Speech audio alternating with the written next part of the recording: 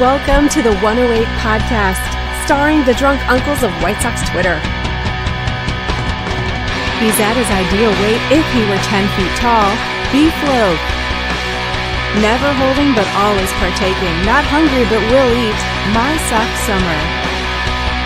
And your host, he's aged and smells like a sharp cheddar, Terezi E.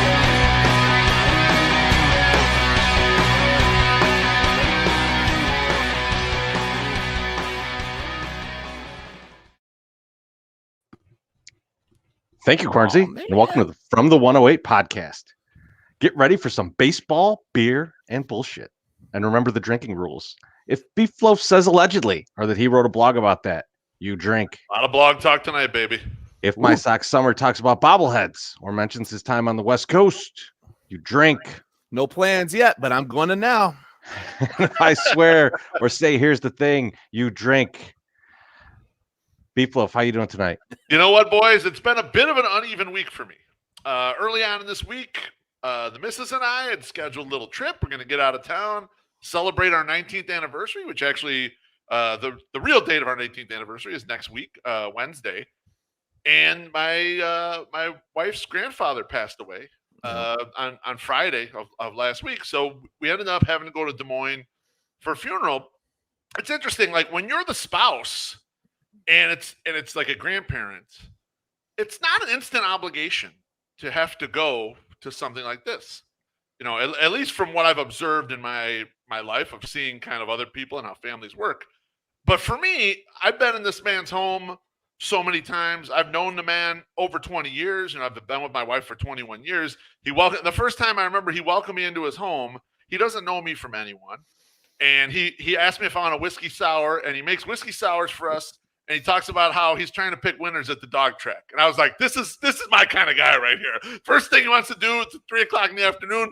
Let's have a cocktail and let's talk about some gambling. I was like, this is my dude right here. So it was nice to see the whole family, get a chance to go back and see people. We saw them kind of a couple months ago. And it was like, it was for him and his, Kristen's, or Mrs. Beef's wife, grandfather and grandmother's anniversary.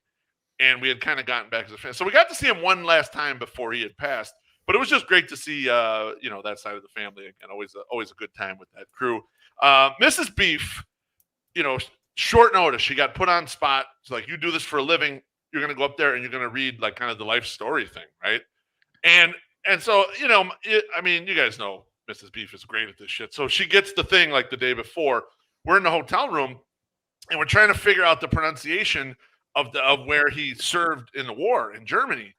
And Bonita Stakey just pulled it up on YouTube and pulled up the pronunciation with some German thing. And she kept hitting replay it over and over and over again until we all knew the pronunciation before we were going to go up there, before Mrs. Beef was going to go up there and do it. But Mrs. Beef did a great job.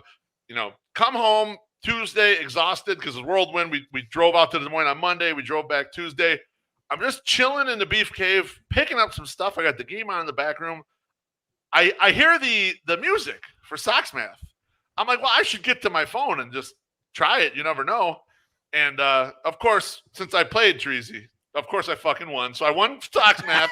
For the second time I knew this was just a fucking build-up to talk about Sox Math. Third time in Pull him in with the dead grandfather. Career. What people don't realize is when someone like the Beef Loaf wins twice in a year, I'm not in front of the TV very much for games because we're usually over at the ballpark all together. And then when the Sox are on the road, I could be listening in the backyard. I could be doing whatever. So it was nice to get a second win. It was one of those ones where if you just like think quickly through it, if I had to go to Baseball Reference and find shit I have zero chance of winning, it's got to be shit I know off the top of my head and can just snap my finger at and do. So I win. Twitter's going nuts. And I get a lot of requests for the hot tub video. And it's a good thing because I had no other ideas. I'm going to be honest with you guys. I had no ideas. I was sitting in the chair after I'd won. I was thinking, got to do another fucking video. I don't know what I'm going to do. So I thought, all right, the hot tub. I'll do the hot tub video. People wanted the hot tub video. And a certain segment of Sox Twitter did enjoy the hot tub video, especially me missing the hook shot at the end, which I thought was the key comedic moment to it. Oh, yeah. But I got kind of a lot of, he did the hot tub again. Kind of like that. What did you guys think? Me doing the hot tub twice. Mostly the guy I doing told you that. to do the cold tub. right? Yeah. I told you. Now you fucked up. Yeah. Well, when I win it the third time, I'll do the cold tub. Yeah, that's true. You Yeah. should be like, Third is one this a this feed thing? No, it's not. It's a cold tub. I put my balls in there. My favorite thing about this shit is you telling us like, oh, you don't watch that much. You don't watch the games on TV that much. And like, it's such a rarity that you'd be in front of the TV. It's like Tommy Callahan telling people how few D pluses get handed out in school. Like, I was proud of you. Now I hate it. Like, well, what did you think of the video? Forget the accomplishment, which is obviously something you'll never accomplish, Treasy. What did you think of the video? I haven't seen it. You didn't send it. So like, I haven't seen it either. I've only seen clips of it from YouTube. I'm out here from these Twitter Twitter streets trying to better our brand. And my two guys, they haven't seen it. They haven't even bothered to look. Did you tweet it out? No, it was on the game. You can go back. I was with you at the game. fucking game. On MLB.TV or whatever. You go back and look at that shit. I don't have that. I have it recorded. I do. I didn't watch it tomorrow. I didn't know that they showed those bits on there. Listen, I'm sorry that I was paying attention to my kid today. I'm sorry. I'm sorry that I was involved in her. Back with the kid. Always. I mean, it is. It is. It's one thing that that I can't get rid of. Like I can shake a lot of things. I can't shake her for some reason. Like as soon as I feel like I got in the head a little bit, they fucking pull me back down, and I'm like, motherfucker. You know what? I did not take advantage of child sympathy as much as I should have when my daughter was younger. I should have taken a little more advantage. I feel like if we were doing this when Bonita was little, you would have, because you would be the only one with kids right now. So literally, and then you would be like, oh man, I got shit all over underneath my fingernails right now because of this. I can do that without a child. We all know that. That's true. I mean, that's true. That's not saying much. Who's better at math? We got an interesting question there. Treasy is. I think Treasy is. I'm just better at the quick twitch like that. I could do a certain amount in my head fast, but after a certain threshold, I'm no good. Treasy's better than I overall. It's I don't know if I'm me. better at math than you. I mean, like I used to be. Yeah. I have no idea if I still am. Like there's clear. There's a lot of bong rips in between there that may have damaged my mathing skills. Well, I'm sorry. I'm such a braggart. Here's something negative about me. I'm wearing these big sunglasses, and they're making me sweat balls right now. I have no idea why I'm sweating so much. Fuck. These things attract heat or something. Well, you got your ring light on too. Those are hot. I never sweat during the show. I got a little fan down here that I put on me, so I don't sweat. It's great. Oh. It's just like it's the air moving. I like air circulating. It's my favorite. But Beef, how you doing, baby? Wait, before you get to that, Beef, in all seriousness, I love that you won Sox Math again. And we were like at the game, like what was funny was I'm sitting there with Josh Nelson, and he's like, I think Beef just won Sox Math. And like we're looking at the feed, and I'm like, what's awesome was the answer was like we didn't know what the question was, but we saw two prevalent answers. One was 0 and one was 1. Yep.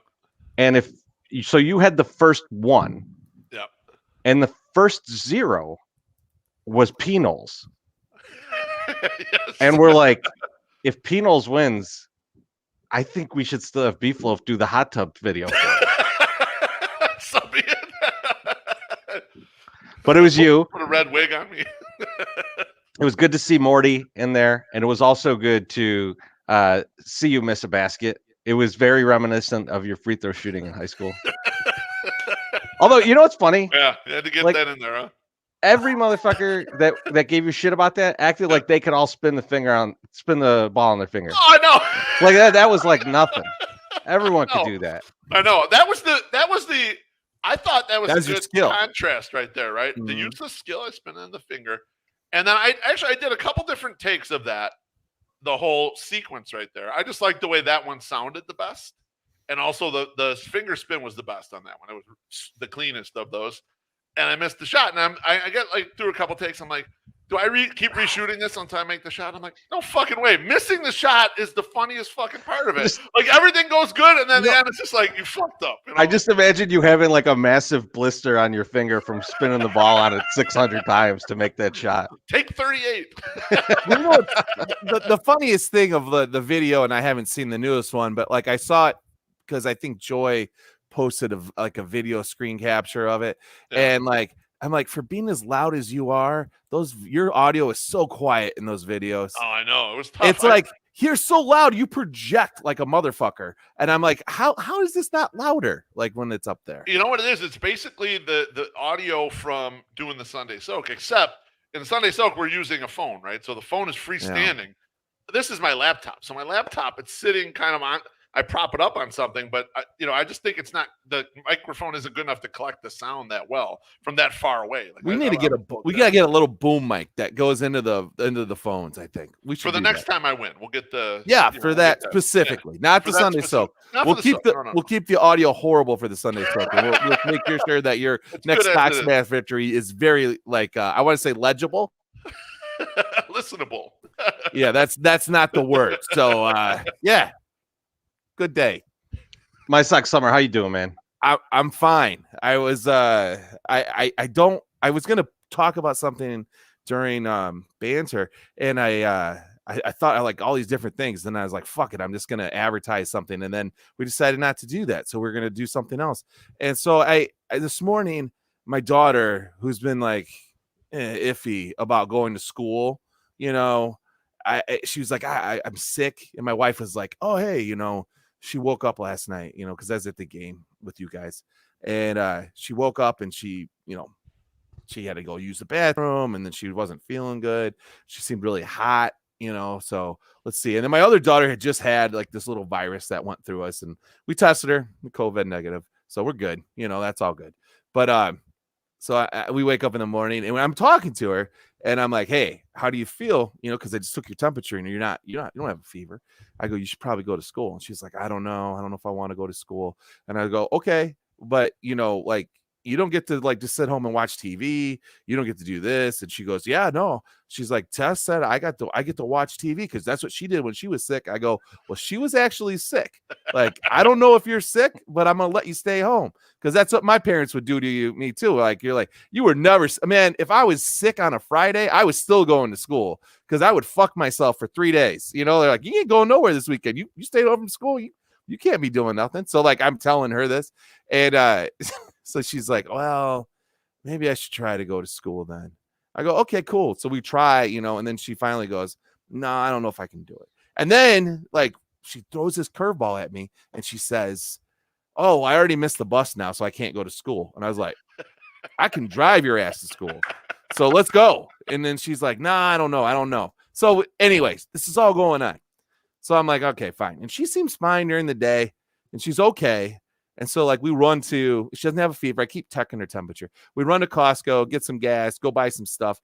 And then we're coming home, and I got to pick up the other kid soon. So I put her down. She's laying on the couch. She falls asleep. I'm like, oh, that's not a good sign at all, because she never falls asleep. We're watching the Sox, and she wakes up, or I have to wake her up, and she's like, Dad, I don't feel good. I don't know if I want to do this. And I'm like, no, you got to, because I can't leave you here by yourself. It would seem like a very bad parent move to leave your 4-year-old sick and alone in the house. Even though I'm just going up the block, still seems like a bad idea. So she comes with us. We get back home. Not 15 minutes of walking in the door, blah, everywhere. Aww. And I'm like, you know what? I'm never doubting my daughter again. She knew it. She knew she was sick. She knew there was something off, something wrong. Even though she tried to mind fuck me 3 times on different shit, she was totally right. So I want to apologize. She's right back. Oh, it's right there. I want to apologize to Little Miss Shortstop that I made you go to Costco today because I didn't think you were sick. And then I wouldn't let you walk. I wouldn't ride in the cart because I didn't think you were sick. I made you walk, and then you fucking puked everywhere. It was my fault. I took it right on the chin. She did come running up to me, and she goes, Dad, my stomach don't feel too good. And I'm like, yeah. I go, it's probably because you're hungry. You didn't eat much lunch. And she goes, no, Dad, I think I'm gonna puke. I'm like, well, get the fuck out of here. Go puke. Go puke here. Go puke on me, not in the bed. This is my bed. So she made it. She's good at it. She's a good puker. She's like, can you help me? And I was like, yeah. So I was just holding her hand back. She's like, Dad, I don't like this. And then, bleh. It's like, this is great. She's good. She's going to make a good Swartley drinker when she gets older, like her dad. Just being all fucking hammered. But puked real good. Puked real good. So, yeah. So that was my day. I had my Monday. I had my one daughter, my youngest, homesick. and she was sleeping on the couch. Then I have this one homesick today. It's like, man, when you lose 2 out of 5 days, that like you're 2 days that you're supposed to get shit done, like, man, it just sucks.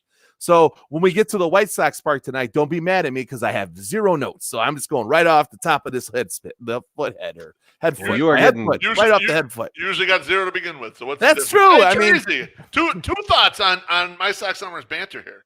Number one, you got to respect the balls on Little Miss Shortstop to conjure up the barf to cover up all the other shit she was trying to pull earlier. Yeah. I mean, I respect that. That con game, I respect that tremendously.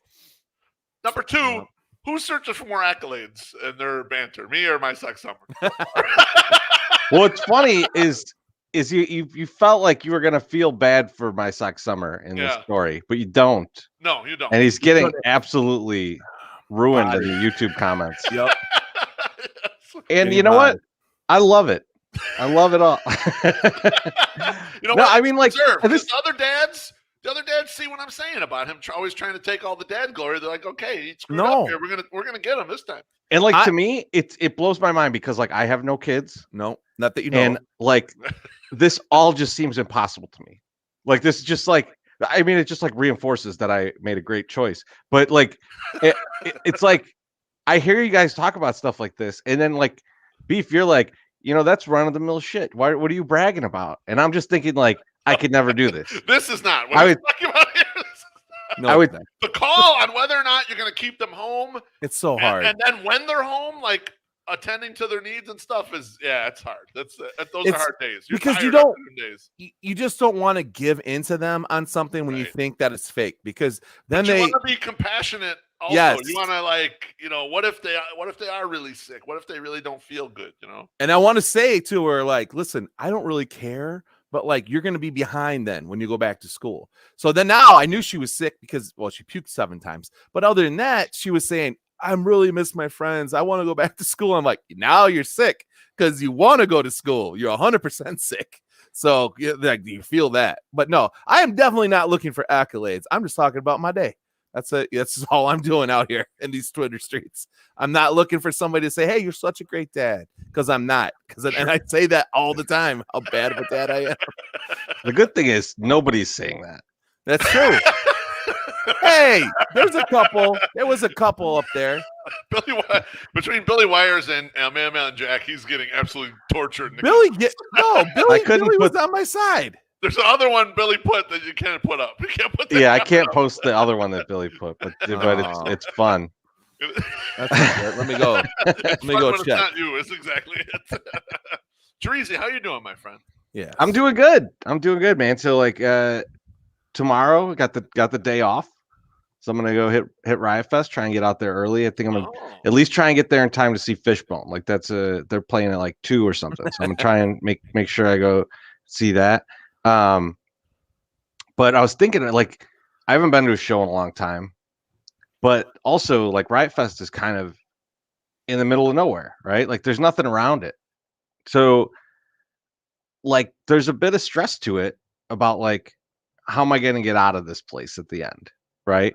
Yeah. And like, Ubers are going to be $1 billion. And I just keep thinking, and I don't think this is going to happen, but I don't know why it wouldn't. Like, it seems like the perfect opportunity for a bunch of bars to just drive like a shuttle over there and just be like, get as many people in this thing as possible. And then I'm taking you back to my bar. You can get an Uber from there and but you could come into the bar too. Right. I feel like if I would be like, when I walk out of this thing, I am basically going to be like the dumb kid that will take strangers candy, and like any large vehicle that's even pretends to be from a bar, I will get in that car. I will get in. Where it's going. If it was, I mean, if it was like a old school Chevy minivan and it had a sign on the side that said like bar, I will probably get in that thing. So are you saying that there's not going to be buses there doing this, or are you saying that there should be? I'm saying that there should be. I think there is. Reggie's will be there. Reggie's is there, but that's like the one bus, right? I mean, how many buses you need, motherfucker? For like 20,000 people? A lot. I'm looking. MSS has no idea the magnitude of people that'll be. No, I'm looking at the one bus part. The one bus that fits 40 people should be great for the 20,000 It's people big. pouring out of there. It took all the girls down on Alanis Morissette, which was somewhat Yeah, shocking. but when the Alanis That's in the Morissette, inverse order, like when the Alanis Morissette concert let out, you had to have like a wristband to get on that thing. Yeah. It's not like they just said everyone jump in. Oh well, this has got so you got like 11, 12, 1, 2, 3, 4, 5, 6. Like they're gonna be a lot of buses, man. I think you can get on there. That's just the Reggie's bus. Yeah, and that's just going to it. So should I put a? I could easily get to Douglas Park. Why is this tough for you to understand? I get it. I just didn't. I have an idea right now. I think MSS drives to Riot Fest to pick you up at the end. What that about sounds that? great. That'll work perfectly. I'll write bus on my car with like a backwards S, and then on the back it says free candy, and then you just come running right in. I'll know exactly where to go. come running right into it. No, Teresa, you're still of the age where you want to be standing at a festival all day. Because I was thinking, I looked at all that shit, and I was like, there's some good bands there, but I think I'm of the age where I really only want to go to see a concert where it's just whoever I'm going to see and maybe an opener. I don't really want to be at a thing all day. But that's the thing, though. I mean, you're in a park, right? It's not like you're like in like a tight confined place and you're just standing the whole time, right? Like you could go off to the side and sit in the like on a little hill in the shade and chill out for a while there's no bands that are like that you're terribly interested in, or just far enough away where you could hear a band that you're into. You get there's food and stuff. So like I don't know, to me it's similar to going to the ballpark, right? I mean, like we're there for like between drinking before and after.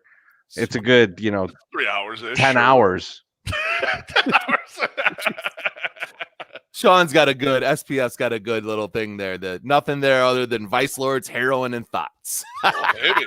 You love thoughts, man. And thoughts are awesome. That's why you can't really walk off and go to a place. Like it's not like it's at like Union Park where like you're like, okay, well it's a few blocks, like the Cobra Lounge is there, and then there's a few blocks away you get into the West Loop. Like it's not like that. You're just far from everything. So like you have to get a ride out of there. And I ain't driving there. That's nuts. So yeah, it's gonna be a pain in the ass. The last time I was at Riot Fest, Teresa, you were playing it. One of your bands was playing it. Not to brag. And I left before like the last band. And what I did was I got a rickshaw. And now no man should be forced to drag me, however many miles that was, to like back where the bars were at. Just my body and then his body and a couple wheels, just like making it happen. So I gave him double of what he said the rate was, just to make life even out life. You got to even life out. You never had to get in one, and the guy's like, "All right, you're gonna have to help me get this started, but then we'll go. We'll be fine." Because I have. I have. Oh Lord. Well, fellas, now this is not necessarily Mrs. Beefloaf's grandfather that passed away, but someone that I really enjoy recently passed away, which is Norm Macdonald. And so it's time for the show poll. Ooh. And what I'm asking you guys for is your favorite Norm Macdonald impersonation. Now, this is not someone impersonating Norm Macdonald. This is Norm Macdonald impersonating someone else. And my sock summer, I'll let you go first. Let me go first. I'll go last. So I'm going to do one, and I found out a way I can do it. We can double use this character because it's an impersonation of a character within a character. And I'm going with Turd Ferguson. I'm not picking the other guy he actually is impersonating. I'm picking the other guy, Turd Ferguson, with the big, huge foam cowboy hat, and he's just the best. It's the best. I love that scene when you said this. When I read it momentarily before we started the podcast, that was the first thing that popped into my mind, and I'm like, I have to go first because I don't want to lose Turd Ferguson. So I'm taking Turd Ferguson. That's not my name.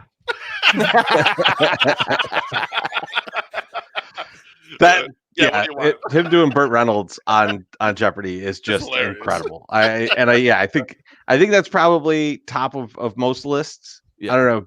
Beef, who's your favorite one? All right, so I mean, there's some obvious ones out there, but one that I really enjoy that I went back and watched a few of these, right before the show was when he would do David Letterman, and he would do the interplay with the band leader and shit, and they would keep bringing up these stupid fucking jokes during the thing. I'd say, "Hey, you got any gum?" Or how is the shrimp? Like bringing it back and back, and he would do the.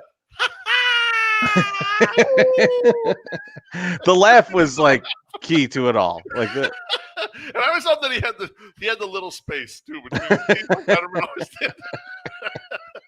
Those are so goddamn funny. So I'll go David Letterman. Treasy, how about you, baby? Well, this is tough now because there's a bunch left, and like I kind of want to say Bob Dole, but I'm not going to say Bob Dole. I'm going to say Larry King. Yes. And the reason is, I don't know if you remember this, but he actually interviewed Larry King as Larry King. Yes. Which is just incredible. But so my pick is Larry King. But Beef, I've been watching a lot of Norm clips over the past few days, just a lot of stuff I'd never seen too, But there was this clip where I think he was on like Jimmy Kimmel, and he was talking to Super Dave Osborne before the show. Yep. And he's like, the guy kept calling me, and he just did a Super Dave impersonation, and it was so spot on. Like, it was incredibly good. And I was just like 8 people are going to really enjoy that. But I love that he like went as far as to just sound exactly like him. And yeah, I mean, like he does over the years, he's done a bunch.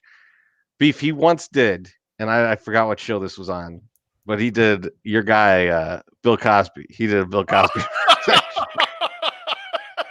I got to find that now. Didn't wasn't his Bob Dole impersonation just, I'm Bob Dole? That's all. Yeah, and he just held the pen. That's it. It's basically, I'm Bob Dole. It was minimalist, but it was effective. Yes. A lot of the stuff he did was very minimalist. And like I felt I like Norm, and the biggest thing what I remember the most is like he is the reason that I had so many good years of the Howard Stern show, because he's the one that introduced Artie to Howard, and subsequently they like locked up, and like he's on the show, and like no one would ever know who Artie Lang is if there wasn't a Norm Macdonald. Because it's just crazy. I also think it's really bullshit that he outlived Artie Lang, because Artie definitely deserved to die before Norm. Like it's just like the drug stuff and all that. But it's like, man, I feel bad. I remember the last time Norm was on Stern, and then like he was on another show. Like wasn't there a Netflix show or something? He had his own show. It was on YouTube first, and then it was on Netflix. He looked bad. And it was like something was going on, and it's like maybe he's just getting old. No, he had cancer, and he was dying. Yeah, that's horrible. Like that's just so horrible. So he interviewed Chevy Chase on that show, and it's incredible. Yes. So give that a watch if you've not seen it. Norm was also the first one out there with all the OJ jokes. Yeah, he was not hesitating on the OJ shit. He got out there, and I rewatched a bunch of clips of that shit. That's the craziest thing, right? Like in hindsight, if you're looking at his career and you're going, and then he got fired for telling too many OJ Simpson jokes, and you'd be like, how? Right. How is that possible? Do you know why? Well, because there was like someone like OJ's best buddy was on the board at NBC. Yeah. And they're like, and actually, OJ Simpson was on the board at NBC for a very long time. And like, the guy was like, fucking stop it. And he's like, fuck you. I'm going to do twice as many. And what was the graphic that I just saw? It was like a book cover. It said, God told me OJ did it by Pope John Paul II. His joke from the ESPYs where he's up there and he's like, oh, Charles Woodson, great defender. You're the first defensive player to win the Heisman Trophy. No one can take that away from you. Unless, of course, you kill your wife and waiter.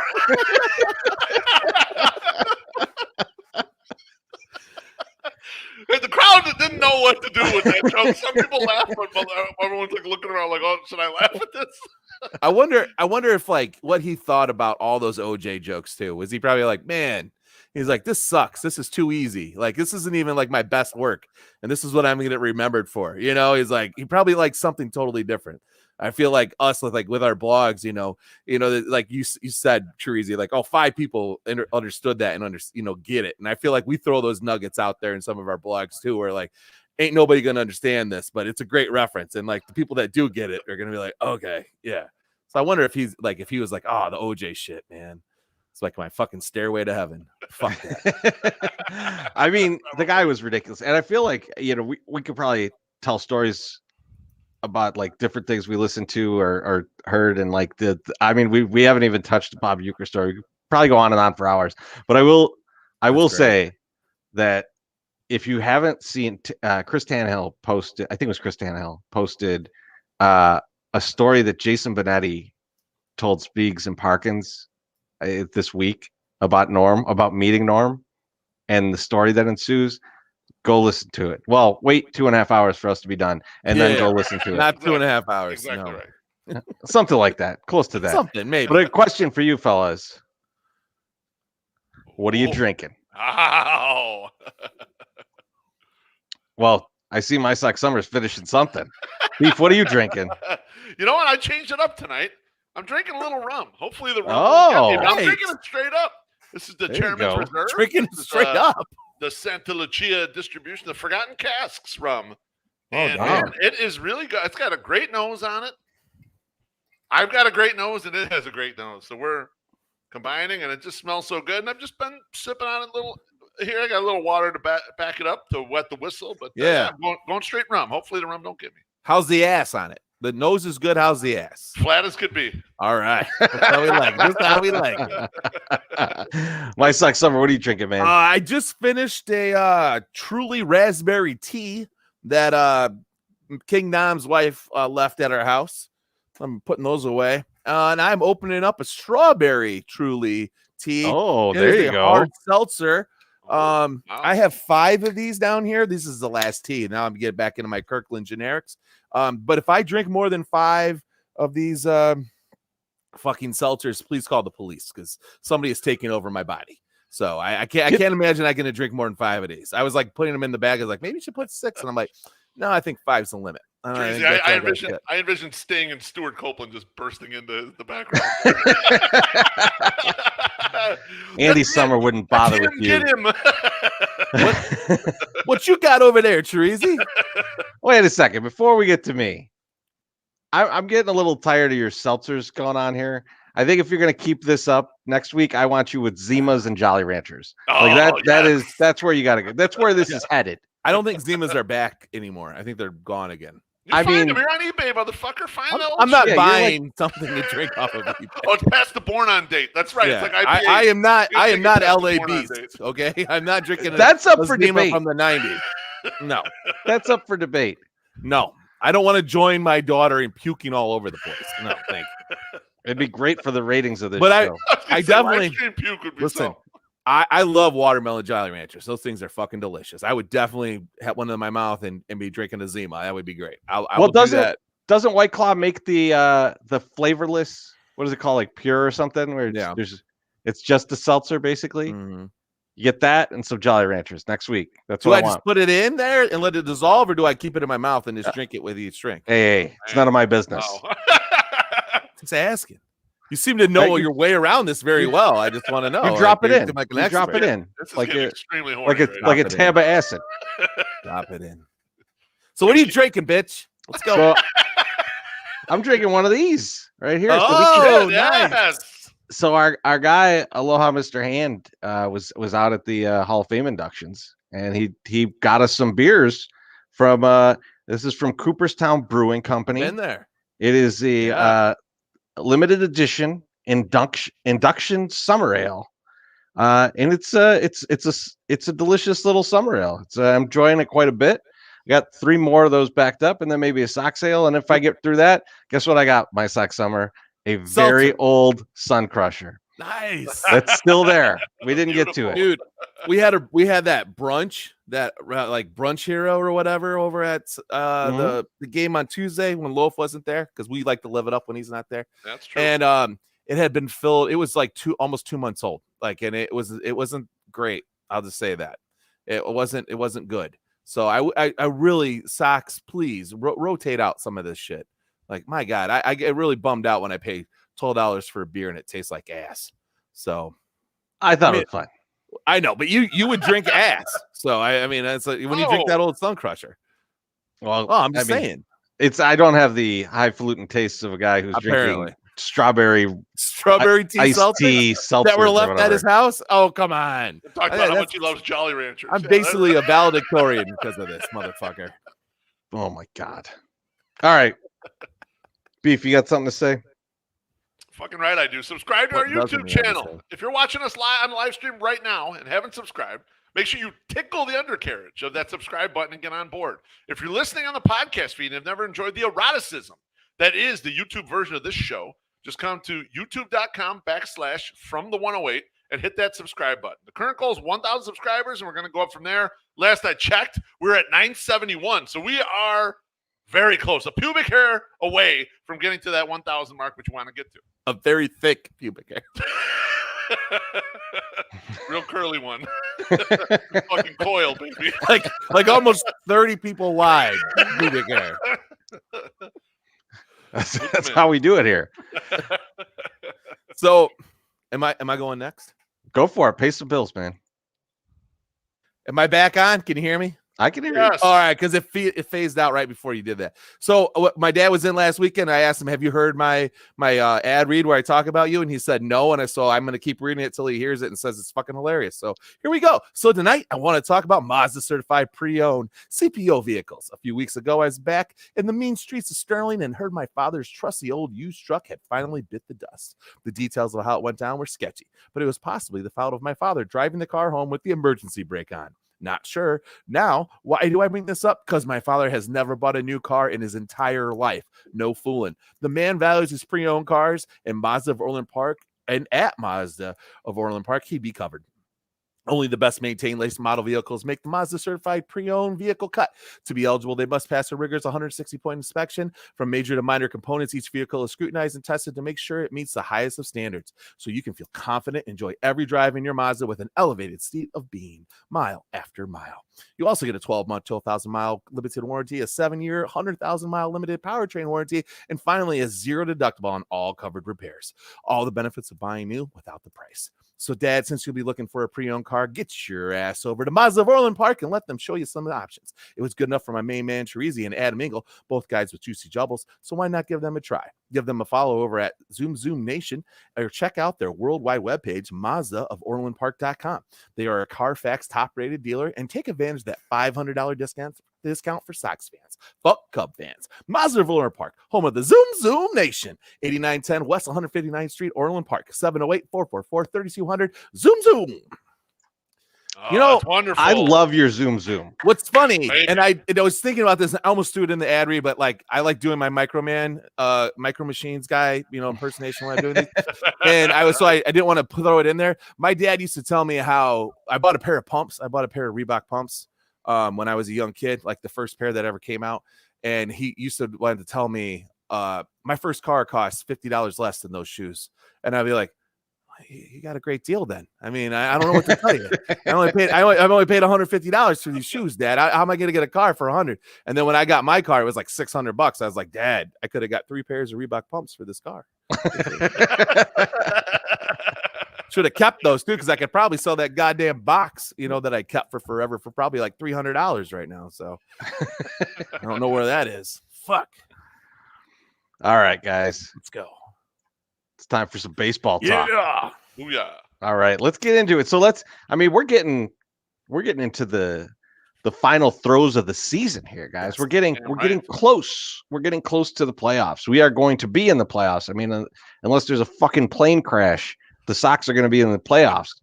And so as we talked about at the event last week, I felt like Tony La Russa was going to use some of this time to kind of mess around with things and try and figure out how he was going to manage in the playoffs, right? Figure out what different things he can do. How could he use the roster that he has to win playoff games? And Beef, let's talk first about the bullpen usage of recent days. So like what's been happening in like the past week or so that's been interesting to you? Yeah, absolutely. So we had talked at the last show, and even before that, I'd written a blog about how I was a little concerned about the White Sox bullpen usage during the season compared to what they might do in the playoffs. I took a look at the 2018 and 2019 ALCS teams and how they managed their bullpens. And really, a lot of those teams were using pitchers kind of almost every day in those games. Obviously, there's a rest day here or there in a series, a 5 or 7 game series. We just hadn't seen much of our bullpen talent going like that. You know, you'd see maybe Ryan Tepera being a guy who was used fairly regularly like that. And then Craig Kimbrell and Liam Hendricks when you had leads here. But what's interesting is you noted, Teresi, at the Kroll's event on Wednesday night before the Boston series, you thought that we were going to see Aaron Bummer get used like a loogie. So fast forward to Friday night, the White Sox start Carlos Rodon. He goes through 5 innings. He looks terrific. They bring in Michael Kopech. Kopech only manages to get 2 outs after facing 4 batters in the 6th inning. And lo and behold, what does Tony La Russa do? Tony La Russa goes to Aaron Bummer and goes to him for just 1 fucking out, just like a loogie, just like Teresi mentioned. So we were all, kind of looking at each other like, oh shit, like this is coming to fruition. Move forward to the next inning, and Ryan Tepera starts that inning. He has a rough go of it, gives up a couple runs. He's shaky. To end the 7th inning, getting again just 1 out, loogie situation. Tony La Russa brings in Garrett Crochet. So exactly that phenomenon you were talking about, Teresi, with the using the lefties situationally to kind of get an out, or maybe even possibly 2 outs. It looked like Friday night looked like bullpen usage of a playoff game. It looked like Carlos Rodon got his 80 pitches or whatever. And hopefully he's going to get built up a little more and be able to go a little further in the game. But he came out, and then they went right down the line and used everyone, including going to Kimbrell in the 8th, Hendricks in the 9th, closing the game out on Friday night. So it was a very interesting look at how Tony might use those lefties situationally different than he's done all year. I can't remember. Can you, Teresi, remember situations where they were very specific usage like that, where it looked like a playoff game? No, I mean, I feel like most of the season he's been trying to figure out what he actually has in that bullpen, because I think it was supposed to be like kind of a layup and just be like, we've got this incredible bullpen, so just pick whoever you want. And as the season went, they've gone through a bunch of different guys, and a bunch of guys they've kind of deemed as like useless, right? I mean, like, and so I think he's got an idea at this point. Like he's managed to get an idea of who everyone is, and more importantly, who they're not. Right. And I don't think that, like when we were coming into this season, we're like, Aaron Bummer, probably like your 8th inning guy. Right. And what are we going to do with Kopech or Crochet, Right. And now you're like, Bummer's probably a loogie. Right. And which is not valuable in the regular season, but could be very valuable in the playoffs. Mm-hmm. Right. I mean, and so that's the interesting thing that we're coming into. I have to say I thought he used Romy effective today. That was a good use for that 1 out that he came in and got to end that. Your shit's falling apart. My behind stuff's you, falling down here. The duct tape, it was already coming down, and now it's falling a little more. Let me see if I can refasten that. There you go. There you go. You got duct tape, sir. It looks perfect. It looks perfectly even with the other one. That's what I'm really proud of. But so, I'm interested in how he's going to use those 2. Like I just don't I don't see them being necessarily high leverage guys as much as maybe put them in against a tough lefty or if there's a couple lefties coming up in a row, which is rare, do that. Interesting. MSS, you got anything on that little usage right there, or we move on to the next one? What I've been seeing, and like and I thought that was my one point I was going to add, and Treasy kind of just said it, like he said it in the show. He's going to be figuring it out. I think he's still figuring it out. Like he's just seeing what throws out there. When we saw Ruiz go out there the other night, and I was worried. I was a little worried. And then he's been more solid. I don't know. It's just weird. It's like I don't know. I don't know what's happening, and it's a little scary. So yeah, keep figuring it out. Fucking get it locked in. Now on Saturday night, something a little different happened. Dylan Cease went out there. He had one of his worst outings probably of the entire season. He was absolutely brutal. He got lit up. So they had to go to the bullpen early. They went there and Bummer to kind of fill in some of the innings. In the fourth inning, Tony went to Kopech. Now, this is Kopech on back-to-back days because Kopech faced 4 batters the day before. He pitched 2/3 of an inning. He went to Kopech for 7 outs on Saturday, which I hadn't seen him, do much back-to-back Kopech. I think he's only done it maybe once or twice early in the season. And then go for a full 7 outs. Now, Kopech was absolutely dealing. Looked terrific, so maybe that's part of the reason why. He got through those 7 outs, I believe, in 31 pitches. So maybe that's why he extended him a little bit. But it gave you another layer of, okay, look, I might use these young kids if I don't use them every day, or don't use them kind of in the 1-inning slot all the time, kind of every day. I might stretch them, and they might cover up for 2 pitchers that would be used for a single inning, and we'll give them 5 to 7 outs or whatever in this spot. So that was kind of interesting usage there. The rest of, and then right behind that, he kind of did the Bummer thing again. He gave Bummer 2 outs. He gave him 2 batters, 2 outs. Both were strikeouts. He looked terrific. Pulled him out of the game. So again, he was looking for a spot where he could use Bummer, where Bummer's going to be at his best.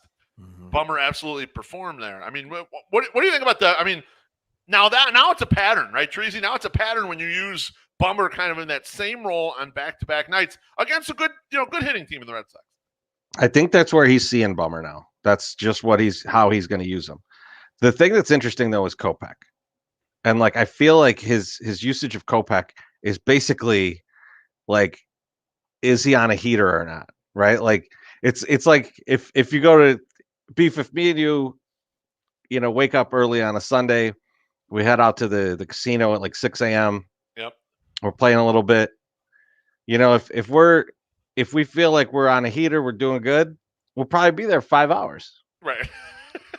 If shit's just going really wrong, we might be there 40 minutes. Just be like, nope, not today. And I think that's his mentality with Kopech as things move on. I think if he feels like if he comes out and he doesn't have it, he'll let him try and get through a couple batters. But if it don't work out, he's going to pull him. But he's then going to make him available for the next day.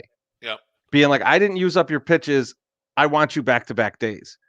And then hope that now he's on fire. And if he's on fire, he's going to let him go until it looks bad. Well, he seems to give people chances to redeem themselves and to get out there to redo something.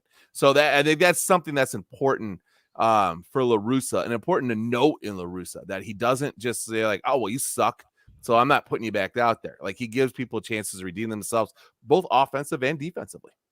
Yeah, that's a good point, MSS, because I think the interesting thing here is we're talking about the 70-something-year-old dude, and we're like, you got to give him time to learn, and figure things out. And then we're talking about Kopech, and we're like, why isn't he awesome? Don't let him learn. Don't let him. He's had so much experience. Why can't he just be awesome right away? And I love that comment, Treasy, because it's the truth. It's how things actually work. It's hilarious. Everyone goes, oh, he's a Hall of Fame manager, so you got to trust anything he does.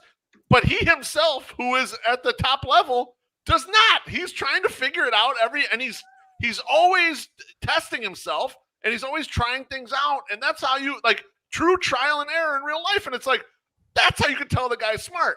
That's how you can see he's smart, because he's making some mistakes, but then he's like, okay, maybe we'll do it this way and try to try figure this way out. Yeah, exactly. Well, you also, to give fans a little bit of a grace period, we've been waiting to see Michael Kopech pitch since 2016. You know what I mean? They've had their dicks on hard for this kid for forever. And then you got blue balled last year, yep. And he got blue balled after he got rained out however many times before that. I mean, it's just good Jesus, just let me fucking come already. That is literally what these our fans are saying. Show me a good one, And so this year you're finally starting to see it. You're just you should be good, and they're not. He's not yet. like he's getting there, but he's not there. Now, to close out that rest of that game on Saturday, Craig Kimbrell comes in for the 8th. He gives up the booty. He's been struggling a little bit. He has a rough ride. The White Sox end up losing in extra innings. So move on to Sunday now. Again, a facsimile of what a playoff game would look like. Lance Lynn goes 5. He looks great. He has 9 strikeouts. Obviously, he's coming back from injury, so the pitch count doesn't get all the way up there, but they kind of use him as is. And Tony goes and gets Garrett Crochet. And what does he do? He used Crochet in the loogie role on Friday night. He gave him a rest night on Saturday. On Sunday, Crochet goes and gets 5 outs, faces 7 batters, throws 28 pitches. So he did the Kopech thing with Crochet. He let Crochet roll until he kind of used up all the juice there. And then he kind of, I guess maybe getting a little thinner or maybe found a good matchup that he liked. And as my Sox Summer mentioned, he brought in Jose Ruiz. Ruiz, 4 batters clean, no strikeouts or anything. But back onto the redemption, after Kimbrell had given up shit on Saturday night, given up the lead, Tony went to him in the closer role. He went to him and gave him a shot. The Sox leading 1-0. Didn't turn out so good, at least in the top half of the ninth. He gave up a run. Now lucky for us, the legend, Lurie legend, walked that shit off in the bottom of the ninth. So what do you guys think about the usage on Sunday with Crochet going extra, Ruiz stretching it out a little bit, and then giving Kimbrell another chance? Oh, okay. Crochet is interesting to me. I mean, because it's it's very different usage, right? We were talking about, could he serve like a loogie role? But I think he's more volatile than a bummer. Like a bummer is just like, it's not going to go very well against right-handed players, right? But Crochet's a guy who could come in and just dominate, or could come in and look like shit.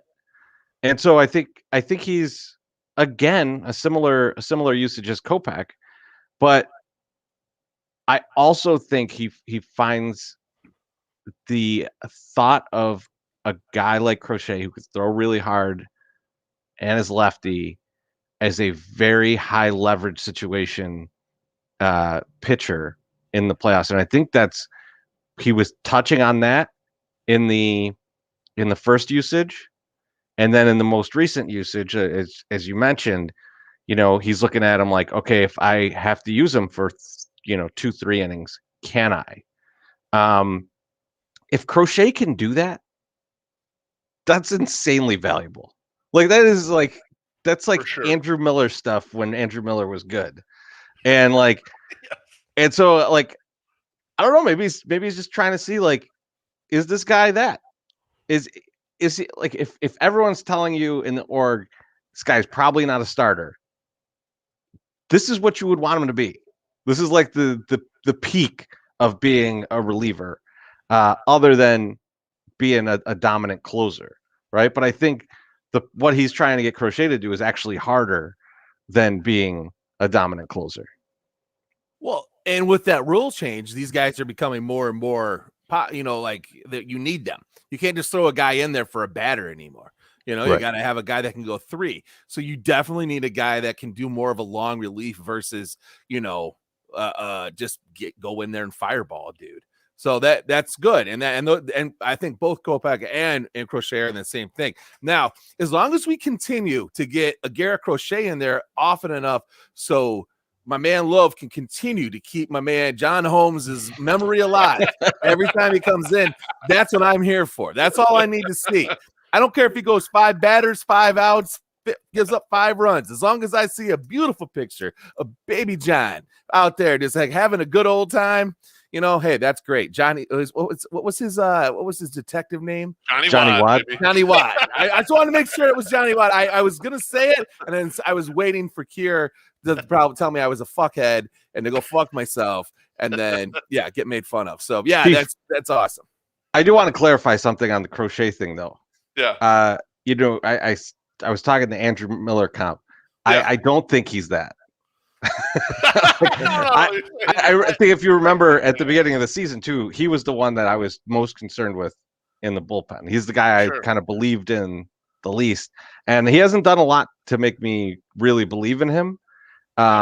but I think that's like I if I'm trying to read Tony La Russa's mind and not just think about wine, I would be trying to see if he's kind of an Andrew Miller type.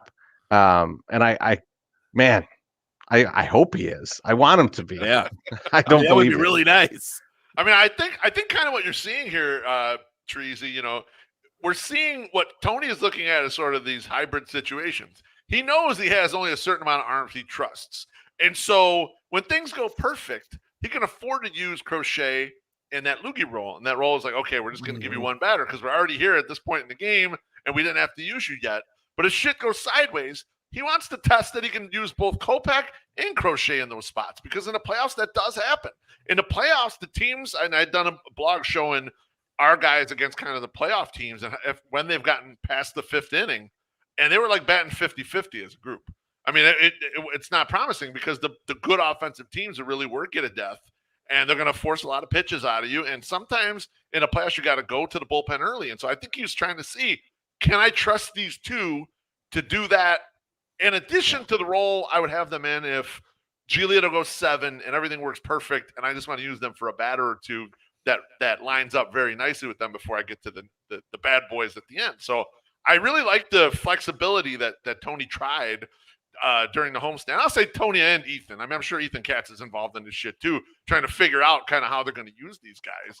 And I really enjoyed that. Now, my Sox Summer, you had mentioned Tony giving chances. What do you think of him giving Kimbrel the 9th inning on Sunday? I was pretty drunk, so I don't remember what you said in the moment. But what do you think about him giving him the rebound there? I don't know. I mean, you got another guy for that shit. Like, bring him in. bring in the Aussie. Like, you got to do these things. I don't know. It's not bad, right? And it didn't. I don't even remember if they won the game, to be quite honest. They were a legend. They Larry walk-off. They won right. despite the walk-off. Kimbrel. That's right. See, it's coming back. Thank you, guys. Yeah. I don't know. That was a bummer, but then it turned into like a good thing. I think you got to do it though, because that's what you're going to put them in when you get into the playoffs. You can't. Yeah, I think they were trying it. I think you have to just do that, right? You have to do something. Yeah. He's going to have to be there. You paid the money. Now you got to make it happen. So, like, I don't know. You got to do that. The next time I see Kimbrel, I want him in a 6th inning role in an inconsequential moment. Like, I want La Russa to just give him that. Just be like, fuck you. I tried to let you close. Maybe you could do this. Not like that's where he's going to end up forever.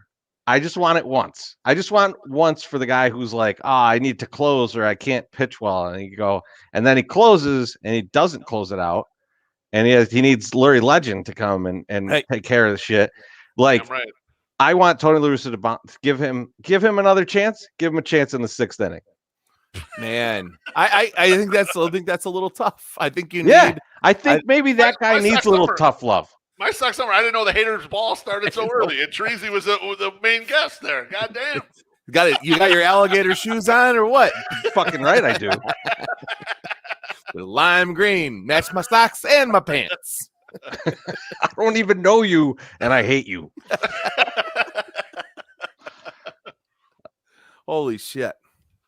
Yeah, so overall, the weekend, La Russa treated that entire weekend, especially the bullpen usage, like a goddamn playoff game. I think pretty much wall to wall, he treated those games like playoff games. And I'm glad he did, because we got a little look of what it might look like. And I feel a lot more comfortable now.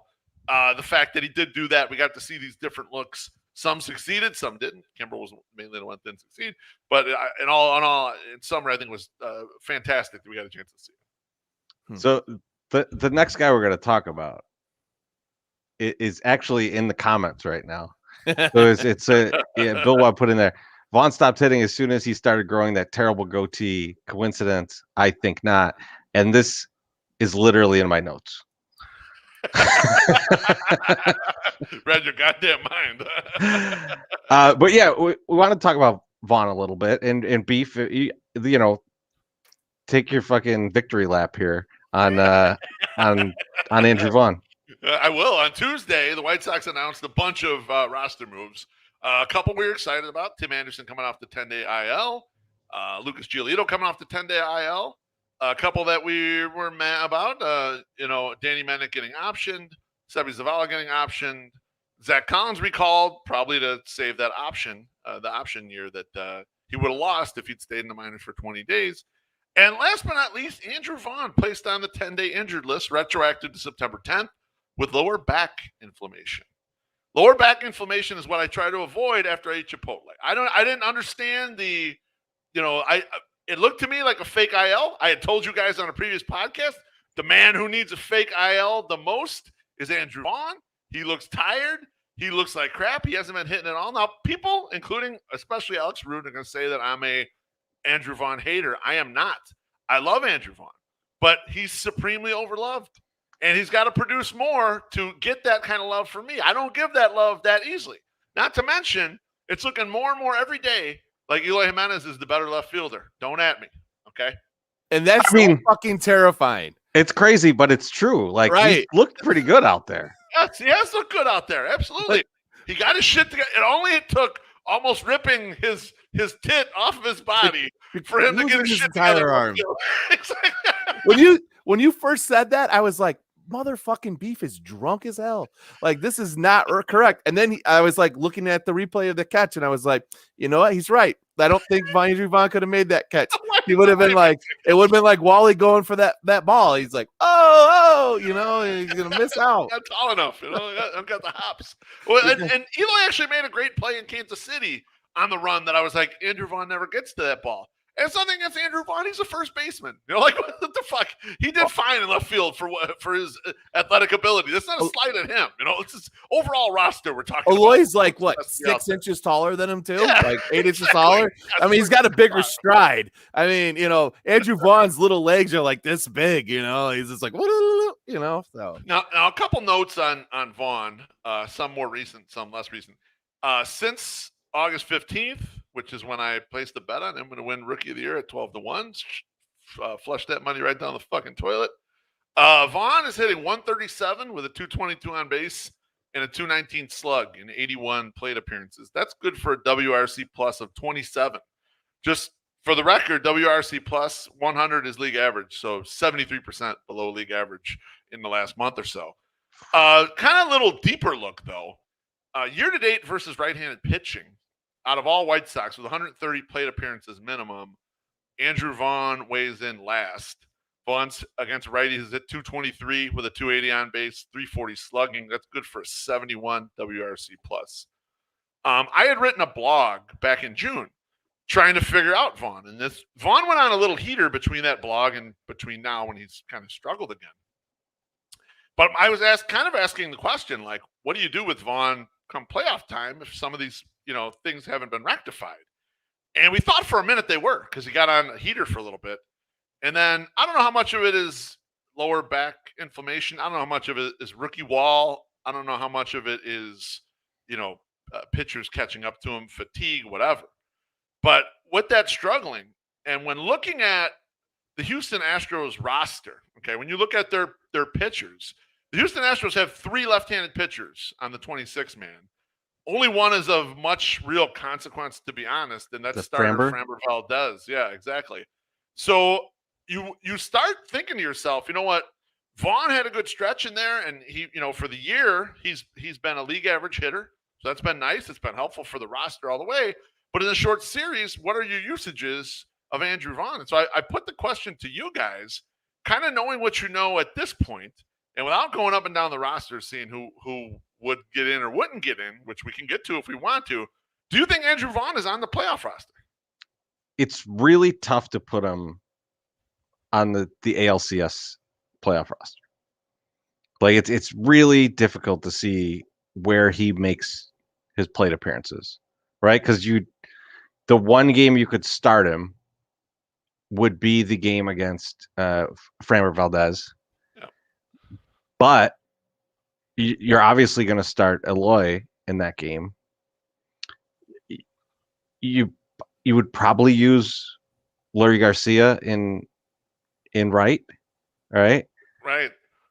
So maybe, would you just DH Grandal and have Sebi catch that game? I don't know. Like, I mean, like, that seems like a reasonable lineup. That seems like a lineup that I would be fine with them having. And are they going to roster Vaughn just for that game? Because there's not even like, I think you mentioned that they only have 2 lefty relievers, right?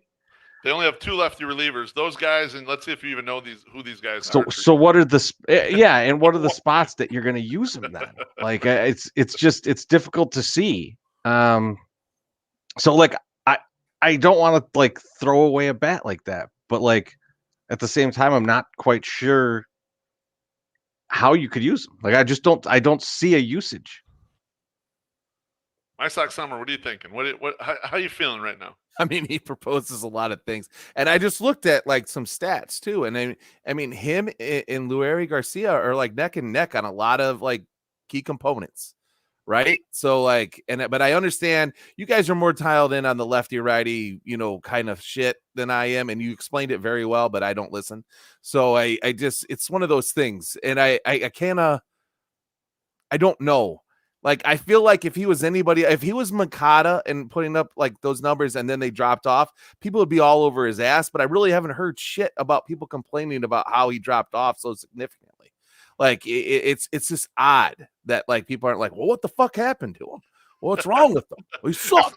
It's not odd. It's not odd. He's overloved. He's 100% overloved. He's overloved. So he gets no one slaps him on the fanny when he's not playing well, except for us. And maybe Ken W.O. And then everyone's like, oh, Ken W.O. is a hater. B-Flope's a hater. It's like, we're not haters. He just hasn't been playing well. I agree with Jack. I can't see Sebi hitting a playoff game. I can't either, but I can't see Grandal catch every game. Yeah, I'd be surprised. If and putting Collins on that, well, I don't see him hitting in the playoffs either. So I'll probably just take the better catcher to catch those games.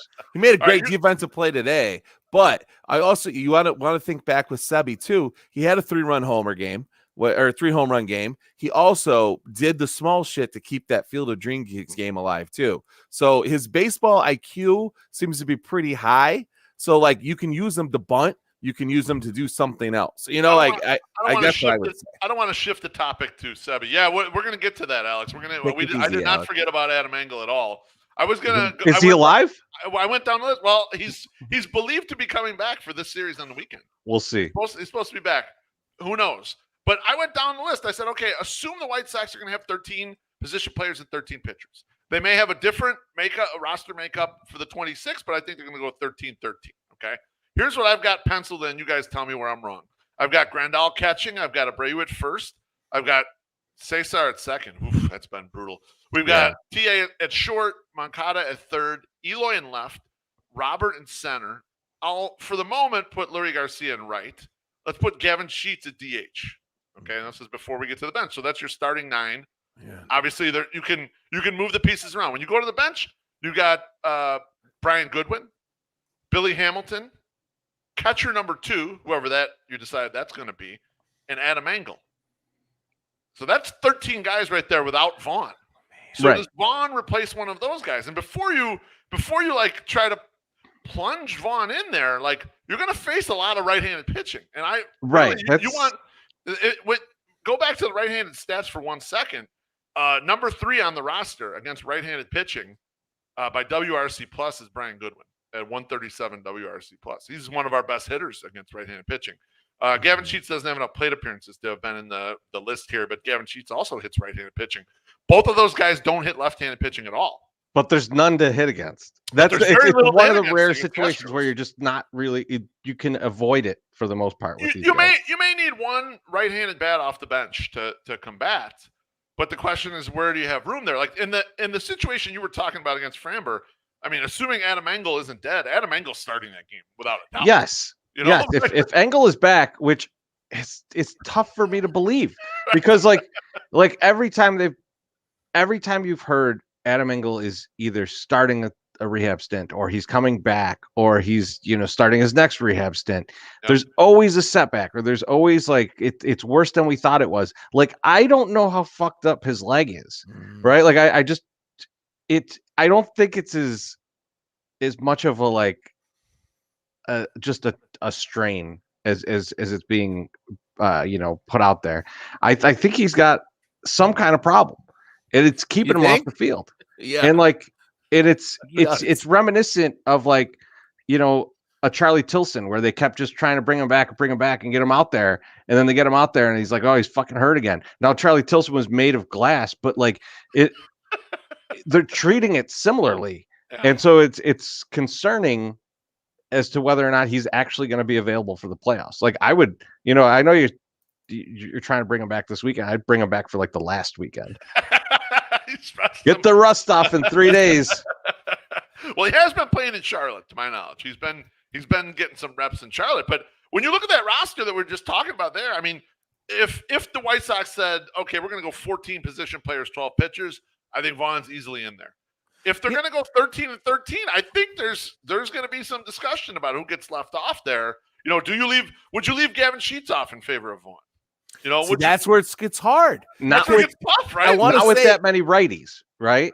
Right. That's sort of what I'm thinking too. And then I don't know. The other thing is the problem. So here's the problem that I have with Brian Goodwin is that he's not good enough in the outfield to really play center field or to be a good right fielder. So like he's not even the defensive replacement. So that makes Billy Hamilton absolutely necessary on this roster, and especially if you believe, like I believe, that we don't have a fully healthy Adam Engel. Right. You're not going to put that guy in center. You're not going to put that guy in as a defensive replacement too much, you know, because you're gonna want to play him like sparingly and put him in positions where he's going to be like the most valuable. So it's tough to then push Billy Hamilton off the roster, and it's tough to push Goodwin off because he's so good against righties. Yeah, like and so then what do you want off the bench? Do you want a power bat off the bench? You absolutely do.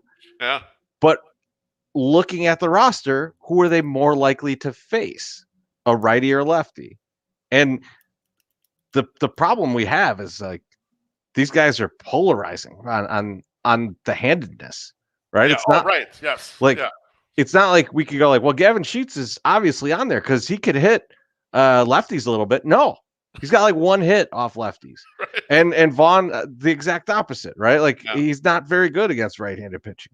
Yeah, Goodwin's also pretty poor against left-handed pitching. Oh, he's horrible against. So like he's horrible against left-handed pitching. You got the yin and the yang, you got the platoon action for them guys, you know. And Engel's hit righties in the most recent stint, but he's kind of crushed lefties for a while. So like you would really trust him against lefties. So I wonder if the White Sox will pin their ears back and go 14-12, go 14 position players, put Vaughn on there, because Vaughn will be valuable if you get to a spot. Forget the game against Framber, which he would definitely play. You'd want him against the lefty. You get to a spot where they try to bring a left-handed pitcher in against, you know, Goodwin and Sheets. He's a plug and play in that spot, like that you'll want to use him there in that spot. So like he's usable, but I think you're gonna have to hold 14 guys, 14 position players. And I mean, and that's you know, I don't think we had this guy on the roster, but Dallas Keuchel definitely ain't making that roster. That's right. No. I mean, I had already for everybody on this boat, baby. I had already shot him into the sun, but like, nevertheless, he's gone. Like we just threw away Dallas Keuchel's life jacket. Yeah. It's gone. We're like Rose, just going like, you know what? There's only enough room on this giant door for me. You should probably drown. Hope your beard floats.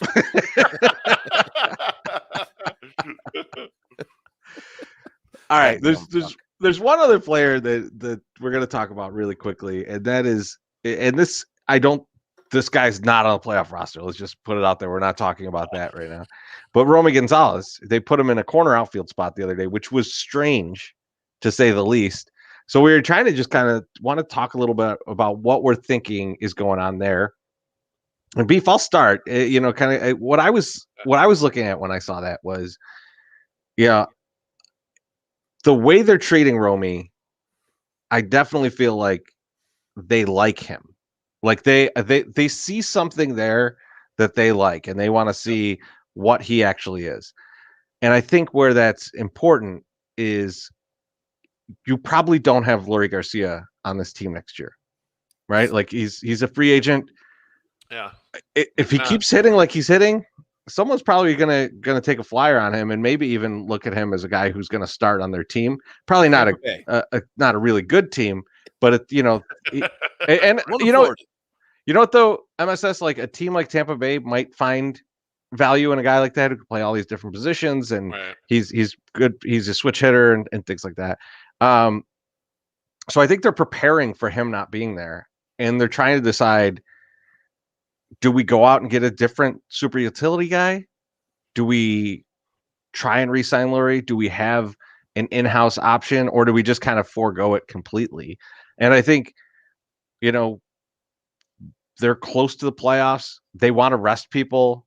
They're not too worried about anyone catching them in the division. So let's see what this kid could do. This is the kid that we like. Let's see what he can do. Is he valuable to us, right? And so I think that's what they're doing. I could be wrong, but like it could just be like they were like, oh shit, we forgot a left fielder. Just throw Romy out there. Like it could be as dumb as that. He's got a great name, but like that's what it felt like to me when I saw it.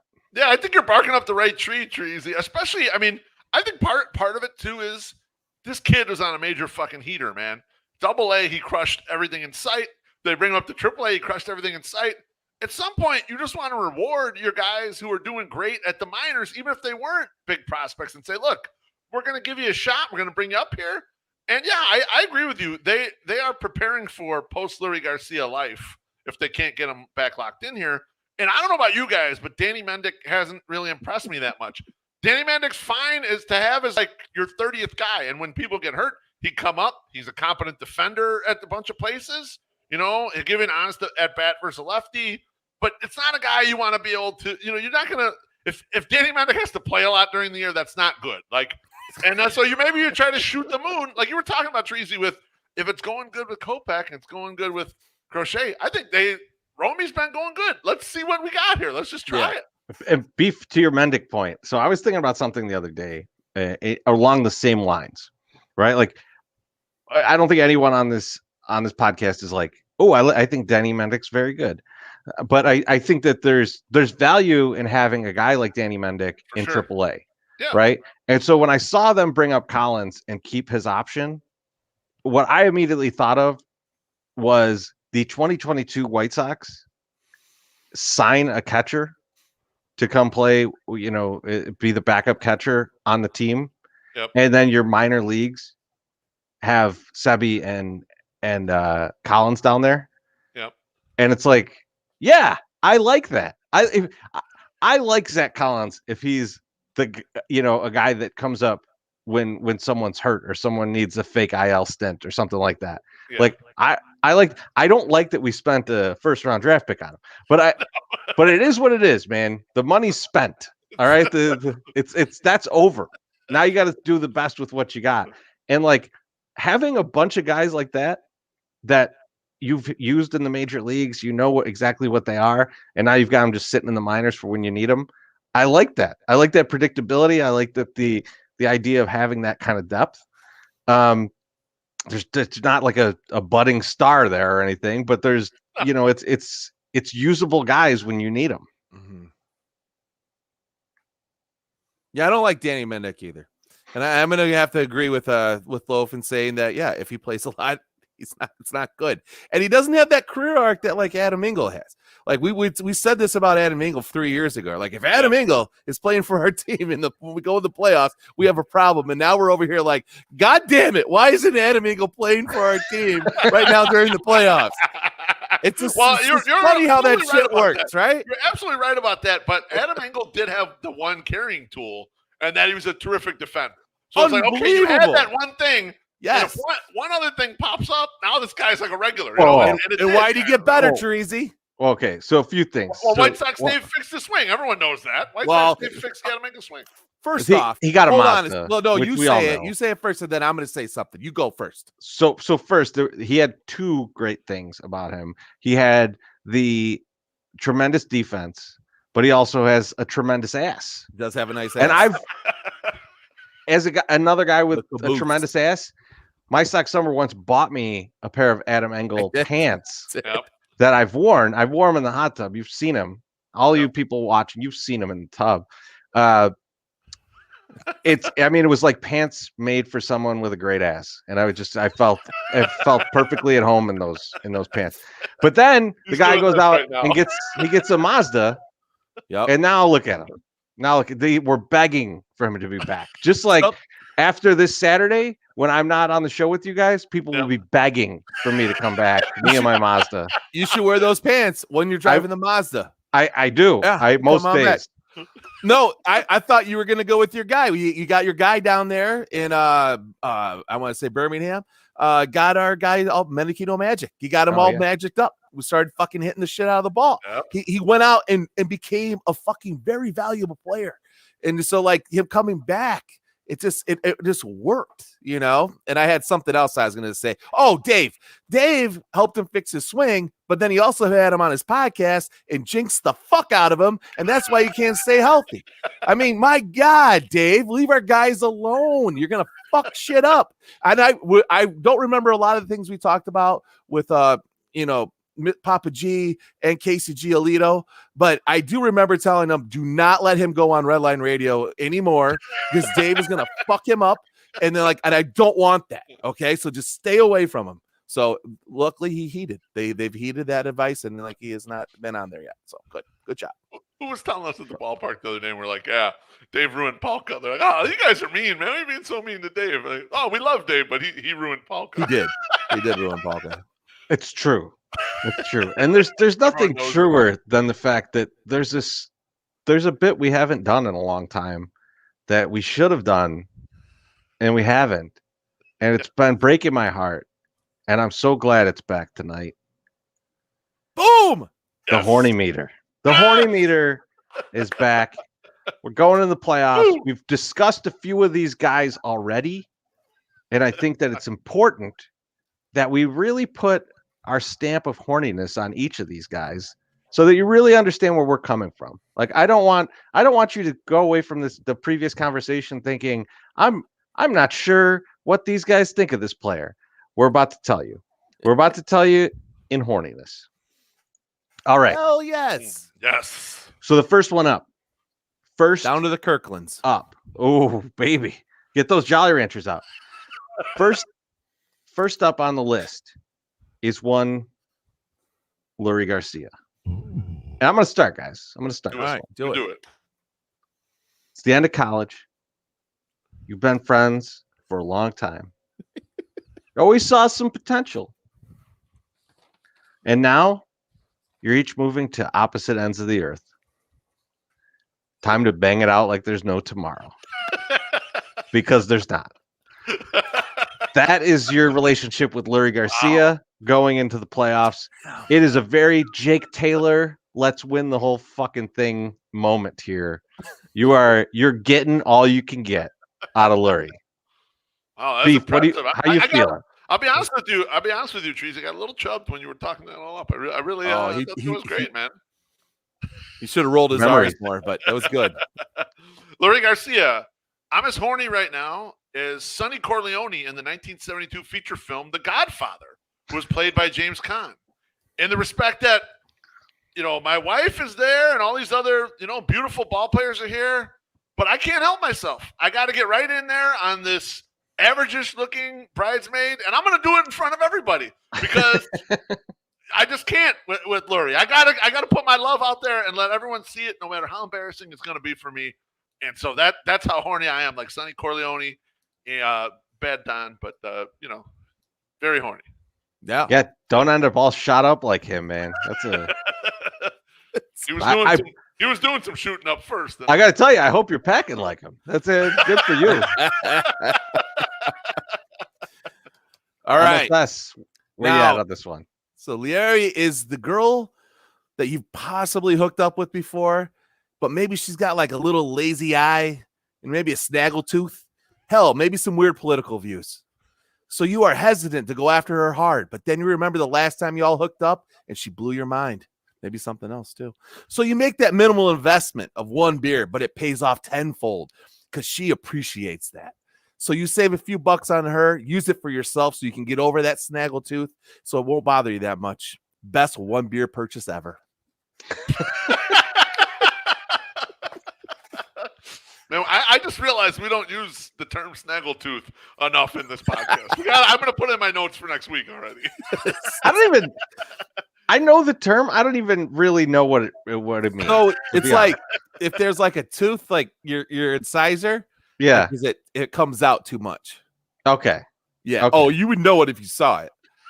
Yeah.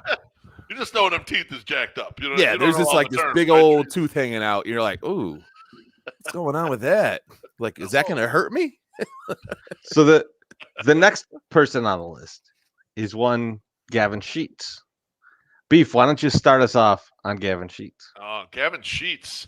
I'm as horny as Andrew Clark, played by the illustrious Emilio Estevez in The Breakfast Club, was for Allison Reynolds, who was played by Ali Sheedy. It's one of those where you're not really sure. You don't even notice this person. And then all of a sudden they do something and they're right in your face and you realize you just can't get over it. You want to be there. You want to be with them. That's how I was with Gavin Sheets. I was like, whatever, Gavin Sheets is coming up.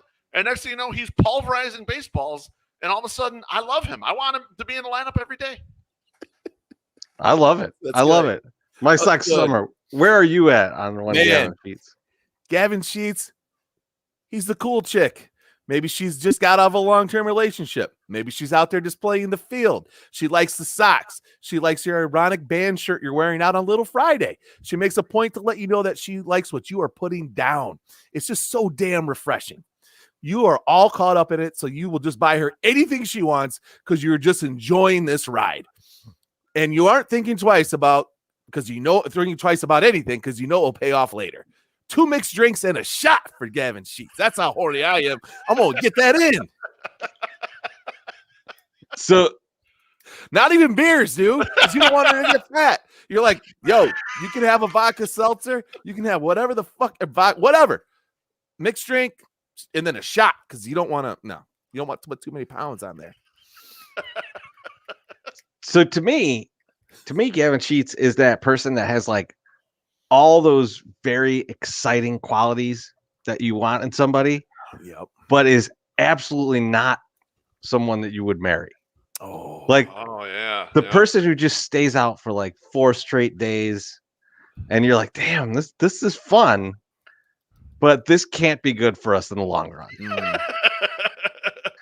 That's the feeling right now because it's just like I see the strikeouts and I just am pretending they're not there. Right, because the other stuff is so much fun. Like I just want to enjoy all of that, and so I think that's Gavin Sheets to me is just like that pure adrenaline rush of a person. Yeah. That like when I see him bat, I'm like, oh yeah, I want some of this. That's right. I get up, literally and figuratively, and I'm looking for big things. I thought you were going to quote some rap song. He's going to give you his big thing too, man. 450 feet or whatever of it. Holy shit, that was a home run. And jack the shit out of that. You know what, guys? I want to thank you both personally because I fucking skipped right over somebody, and you guys didn't even bust my balls about it. We're coming back. We're coming back to him. I literally I forgot. I thought I just wrote my notes wrong. I was like, oh, don't say nothing because you probably fucked up. And they're going to give you that look and it's going to be a long, awkward stare. And then people will rip on me. So I'm glad I didn't say shit. Because I figured once you got to the next one, you're like, oh, we've only done 3. I'm missing one here. And then I saw it immediately and I just couldn't stop talking. But so I'm going to go to Andrew Vaughn now. And I'm going to have my Sox Summer first up. So he's like the hot chick at the bar, right? Everyone all up in that shit. But maybe you had a buddy that hooked up with her or knows a guy that maybe said that later here and there. Depending on how drunk you are and maybe you can buy her. Oh, damn it. Hold on. I fucked that up. It's all up. So everyone's all up on her because she's a hot chick. But maybe you had a buddy that hooked up with her, or he knows a guy that hooked up with her and said she just lays there when you're getting down to business. Depending on how drunk you are, or maybe you buy her a beer and see for yourself. Me, maybe one beer. I'd use my "you can buy me a drink" move. Shockingly, that hardly ever worked. One beer minimum return on this motherfucker. You can buy one beer and see what happens. Like one beer maximum. Unlike Larry, right? Larry, you give him one beer, you get a great return. This one, nah, man, you might not get anything, but it's a risk, right? Just like him getting up in like the 7th. Like, you see what happens. MSS, I'm kind of on the same page, and I'm remembering that Eddie Murphy bit. Remember where you're starving? Yes. And someone throws some crackers at you, and you're like, "Damn, that must have been a Ritz," right? And I think that's how we all were. Yeah, because we had a high draft pick that could actually produce in the major leagues. So like that was exciting. We're into it. And but now, and I'm gonna try not to do a racism here. We just got some regular asshole crackers. I pluralized it so that it was. I'm still probably in trouble for that one. You can say that. I think it's okay. But really, like I feel like I think we're all kind of coming back down to earth on this one. It was very sexy at the beginning, and I like, this is fine. This is fine. And I hope that like a year from now, yes, people are pulling up these clips. Me too. And going, listen to these fucking idiots. Oh man, nothing would make me happier. I mean, in fact, you could probably do that from a year ago and absolutely get those same clips. But that's just how I am on him right now, where I'm just kind of like, this is a corner infield, corner outfield dude with some power. He's very much better at hitting one side of the plate than the other, or one-handed pitcher than the other. It's good. I like it. But it sustains me, but it's not exciting. Beef. Oh my God. Andrew Vaughn. He ain't sexy. That's true. I'm as horny for Andrew Vaughn as the affable Todd Chavez, who was a character in the seminal show BoJack Horseman. And for those who never saw BoJack Horseman, don't know anything about the show, this character was asexual. Oh my God! Wow! Wow! My Lord! I got nothing. I got no feeling right now. You're out there. You're like, man, I don't want people to think I hate Andrew Vaughn. And in the horniness meter, I'm gonna call him a eunuch. No feelings for him at all. No feelings.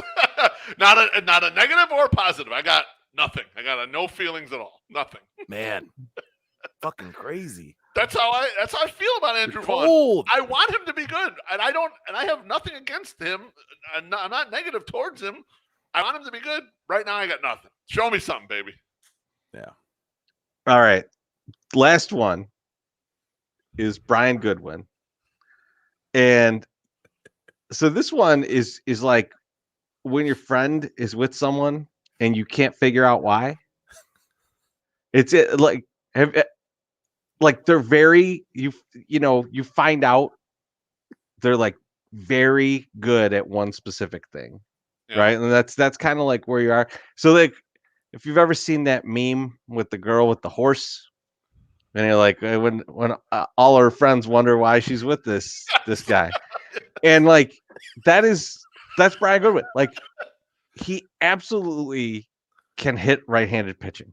Just that is what he can do. Yep. Damn. But that's about it, right? That's what you're getting. Like he can play the outfield, all right. Like we've seen him in right field recently. He's been out there quite a bit. Like he ain't throwing anybody out anywhere. Like he'd probably get to the ball. That's fine.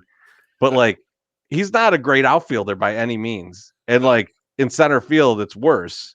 So yeah, he does one thing really well. And I like it. He's terrible at other things, mediocre at other things. Does one thing really well. And you know what? I can enjoy that. Okay, say whatever gets you through the night. Man, Luke Taylor up in the comments saying some shit. And I man, you better watch it. He's gonna get you. He's gonna get you, Luke. So you know, he's over in our section spying. You better be careful. Be careful. Said All right, too Beef. much. Beef, what do you got on Goodwin? Brian Goodwin. You guys know I'm a long time wanting Brian Goodwin on this team. I wanted him at the last year at the trade deadline. I'm as horny for Brian Goodwin as Mona Robinson from the hit TV show Who's the Boss, played by the lovely Catherine Ellman. Was for bring her up too much. Was for Tony Maselli if he was wearing a jockstrap made of Werther's Originals. And of course, Maselli was played by the ridiculous Tony Danza. Samantha, Mona. MSS, we cannot get through a fucking podcast without this guy going gilf on us. Gilf, and he brings up Mona a lot. Yeah, he brings Mona's up Mona. Like the original gilf. She's like the original gilf on TV. So Loaf, let me ask you: you into redheads? You into old redheads? No, not really. No, like you see, because your wife is not a redhead. No. So just like Mona, I'm into. Is your go-to gilf? I think we've had this discussion before. I mean, you know, we're doing a show right now. I'm into exactly what my wife looks like. Yes. Well, I mean, if my wife dumped me, I'd have someone that looked like my wife. Probably. Right. You got wife number 2. It's like it don't even look like it changed much. She got rid of me. That's right. Longer hair. No, that's interesting. I'm as horny for Vaughn as Morrissey is. I was just scrolling up the comment and I was like, wow, yeah, this one's got to get off. Who would be Alex your also thinks you're gonna give him a huge heater. Alex Root says Beef's doing all by giving him shit. Vaughn go on a heater when he returns. I love it. So who's your go-to gilf? Like if you had to pick one gilf, like who do you take? Is it Mona? Is Mona your number one or no? I don't know. What? I don't know. I don't have a go-to gilf. I like how you're getting all bashful right now. We're talking about MILFs and you have nothing to say. And like you just like. Why do I got to pick one gilf? I mean, I guess all gilf fields. What the hell are you talking about? I mean, I guess right. I guess you're right. Don't be that way. Right. I'm just asking. Don't make our audience smaller than it needs to be. All gilfs. We're for all gilfs here. Just wanted to know. MSS. That's just a wild question, but the answer is Blanche Devereaux, obviously. Oh yeah, like, horniest lady. Horny. So horny, that lady. She would destroy the horny meter. Blanche is probably responsible for like 75% of the STDs that are in the Florida villages. You know, like that was probably all her. 100% her. Like she's just like, come on over, and it's like, oh fuck, I got chlamydia again. God, Blanche, and then because the guys have Alzheimer's, they go back. All right, you're not getting canceled anymore, Teresi. I just took over. All right. Oh my god. Here we go. Brian Goodwin. Be good is like the older lady at the bar. Coincidentally, the mysterious one could be a grad student, could be your teaching assistant from your communications class. She's gonna try to buy you a drink, but you turn that around on her as she teaches you all about life, one beer at a time. You're falling hard for this one. She's gonna teach you a few lessons, but it's worth every beer. 3 beers for Brian Goodwin. That man is like a 3-beer guy. It's worth every beer, and 3 is the number. Listen, it's worth every beer. I would pay up to $36 at a Sox game for this. I'm going back to like college. You're going back to college? I'm going back to this was like my college. Like $3 then. No, I'm just saying. Yeah. I'm just saying. Like, no, it was like $6. But like minimum wage was also $4 an hour or something. So I mean, I'm old. I'm not as young as you, Teresi, despite what everybody thinks. But no, I was like, that's what I was thinking. Like in this whole thing, I was like, I'm like at the bar. I'm at Molly's at NIU, and like how they're sitting at the bar. How horned up am I? How many beers would I buy them in college? Like, because that's a pretty big thing. When you only got a couple extra bucks to your name, you know, you want to use it wisely, right? And especially in college when you're trying to accomplish another goal. So you're like, all right, let's use this wisely. So that's where I cut my teeth. Go NIU. Go Huskies.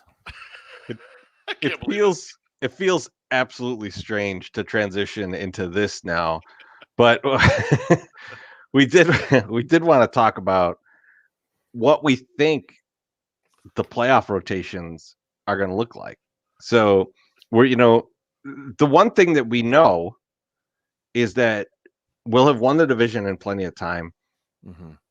It doesn't seem like they're making a lot of strides to get home field advantage in the playoffs. So I think they're just going to set up the rotation and make sure that they get exactly what they want.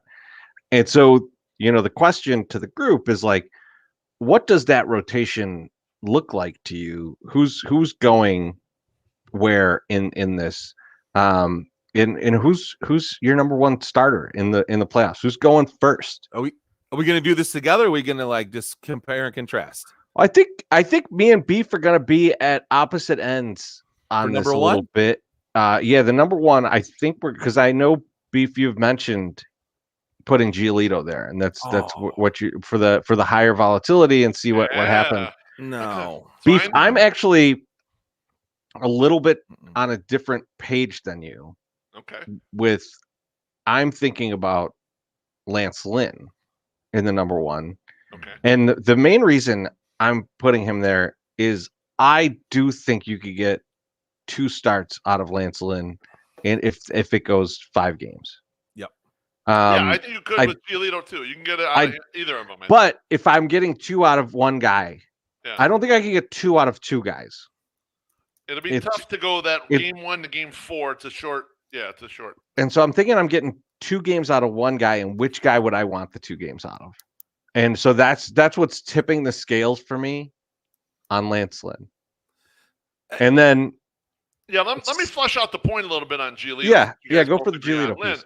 The reason why I wanted Giolito first is because Giolito's got the most volatility in his results, particularly in 2021. When I say volatility, I don't mean just bad stuff. I mean bad and good stuff. Mm-hmm. If you take a look at Bill James's game scores, it's just like a simplistic way to measure how good a starter did in a game. Giolito's the only starter on the White Sox with 3 over 80 his game score. He's also the only starter on the White Sox out of the top 4 that has 3 game scores under 30. So he has that ability to be great and fucking blow the opponent away or have all kinds of problems. And if someone's going to have all kinds of problems, I want those to be in game 1 so that we have a full rested bullpen and we could really attack the game and pull the starter as quick as possible. It's better than having that kind of later on when you don't know who's going to be available. So, I think, and also, Giolito has been a little more consistent against some of these tougher teams. He and Rodon have been more consistent against the playoff caliber teams than kind of Lynn and Cease have, at least this year. I'm going to tend to disagree with you. I like Lance Lynn, and the biggest thing is I think it's because of his durability. I think that he could take on that second game a little bit easier than Lucas Giolito can. And I think that would be my sticking point on that is that I think that he could bounce back a lot quicker than Lucas can. And I'll add to that, and to just kind of combat your beefness on this. And what I'm going to add is that I agree in game 1, it could be a good idea to see what happens here. And then we can use our bullpen as much as needed if possible. But you're then condemning the same result to game 5. So even if Giolito is awesome in game 1, if we end up in a game 5 situation, you have probably out of the top 3 pitchers, the guys that you might try and throw in that game 5, the most volatility possible after you've done this short series and probably used your bullpen throughout if you're in game 5. And so I know you're not always playing for, what's going to happen if we get to the 5th game of this series, or you're not always playing for what's going to happen in the next series. But I think that when you have guys where you can kind of go like, it could be either one of these guys, you have to take some of those things into account. And I think that the 5th game is important in your reasoning, because you're then saying, I've got a guy who might come out in game 5 and need to come out of the game in like the 2nd or 3rd inning, which is so. Alex Ruse just posted a stat, and they just put the ERAs up there. And my only question would be, how many games has Lance thrown against these guys, and how many games has Giolito thrown against these guys? Because I know it can't be the same, right? So I want to know it could have been one bad game too for Lance, or maybe it was 2 bad games for Lance. I see this stat and I'm just like, I want to know the details on this stat. You guys see that? Well, here's what I ran in my blog. Here I plucked off starts against Okay. Tampa, Yankees, Houston, Boston. Okay. And I plucked off total starts. So Lynn has 3, Giolito has 5, Rodon has 3, and Cease has 5. Okay. And then I noted how many times they went over 5 innings in those starts. So in Lynn's 3 starts, he went over 5 innings only once. In Giolito's 5 starts against those teams, he went over 5 innings 3 times. So 60% basically. Rodon was 3 for 3. He got over 5 innings against the tough teams every single time. And Cease only exceeded 5 innings pitched in his 5 starts against those tough teams once. So these are small samples. They're only from this year, so it's kind of like tough to fully tell. I mean, we're kind of judging things on a really small sample here. But for my money, I think it's more likely that Giolito and Rodon excel against these tougher teams.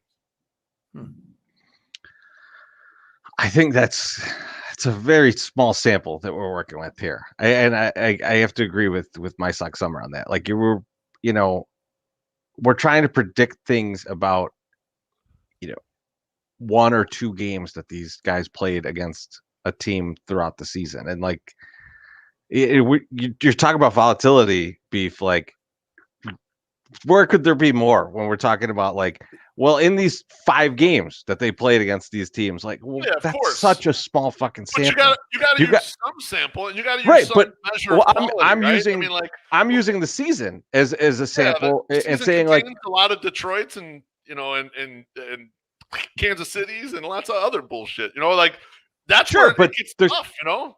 But there's not, like, I can't just throw that out, right? It's not like there's not professional hitters on all of those teams, right? Now, those teams overall suck, right? But you're still, it's not like there's just like, oh, well, you go out there and you just mow those guys down and that just fixes your stats, because it didn't for the other guys, right? If they're pitching that well against the good teams, what happened to them against the bad teams that they have worse stats than Lynn, right? Like, so, like, you can't just throw it out the window. They went out. Lynn has gone out and pitched very well all season.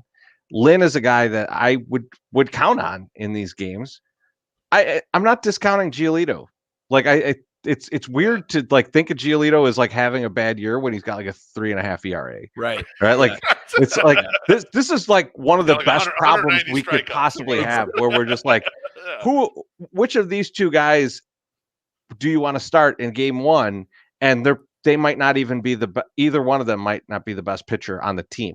Right. No. Right. But you just know you can't put Rodon in game 1 and 5 because that's like it'll break. Yeah, I worry about that. I don't know that he can handle it. I mean, I'm worried about his durability. So yeah, that's the reason why you X Rodon out of that. Now, for some reason, they get to October 7th and they're like, you know what, we trust Rodon's shoulder and he's going to be fine. I'd be fine starting him game 1. I absolutely would. See, Beef, I've got him starting game 2 actually. Yeah, I don't. And this is extremely extremely forward thinking. This is, if I'm thinking, and I think we should have this mindset, right? Like, we want to win the World Series, right? That's the point of going to the playoffs. You want to win the World Series. And if I'm going to get the absolute most I can out of Carlos Rodon, I'm pitching him in game 2.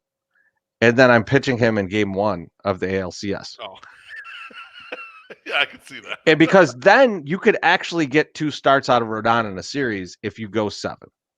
That is a distinct possibility. And so, and you could still get 2 games out of a Lynn or Giolito in that series too, because of the days off. Yeah, see, I went Lynn game 2, and with the thought that you're only going to get to throw Rodon once in the series. And I feel comfortable, like you guys were talking about the durability with Lynn, and I disagree with you on your theories on game 5, Treasy. Everyone is available for game 5, maybe except for Rodon. All hands are on deck.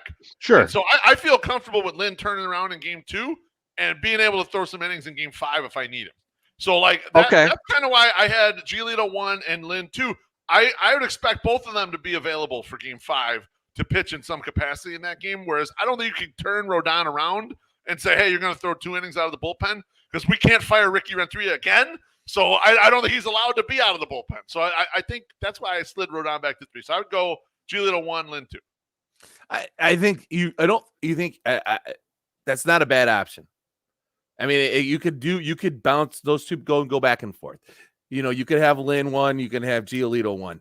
And I think the real reason that Loaf is doing Giolito 1 is because he doesn't want Papa G to yell at him again and call him an asshole. No. I can't wait to get into it with Papa G over some shit we disagree with about this team. I can't wait till the next off season when we get on the 108 Fest and we're doing a live stream or whatever for him to body me, and then hopefully I'm right this time. You were definitely wrong this year. I mean, there's a lot of good points. Alex Ruiz bring up a lot of good points, and I trust him a little more than Loaf. And you do. Wow. He has been kind of lights out, against some of these guys. I don't want to give up on my big boy though. I still can't. I can't do it. But I don't think you can make a bad decision on 1 and 2. As long as those two guys, I think you're totally fine. I don't think you can put a Rodon there, and it's just crazy that we're even talking about putting Rodon at a 3 spot. Are we all in agreement on that? No, Teresa's got him 2. I think it's I got him 3. I had him 2. I'd put him 3, yeah. I had him 2 because I would want him to start game 1 of the ALCS. And that is my confidence in winning the ALDS. Now, you brought up Papa G. We are all in agreement that Cease is the other guy in this rotation, right? Like Cease is pitching in this as a starter. Correct. In this, I would right? use him in game 4, yes. Yep. So Keuchel's gone, right? Like, I mean, I think it's all agreed upon, but I just want to. He's definitely not starting. I mean, he wasn't horrible Wednesday night against the Angels. I need to see the last 2 starts or whatever that he's going to make.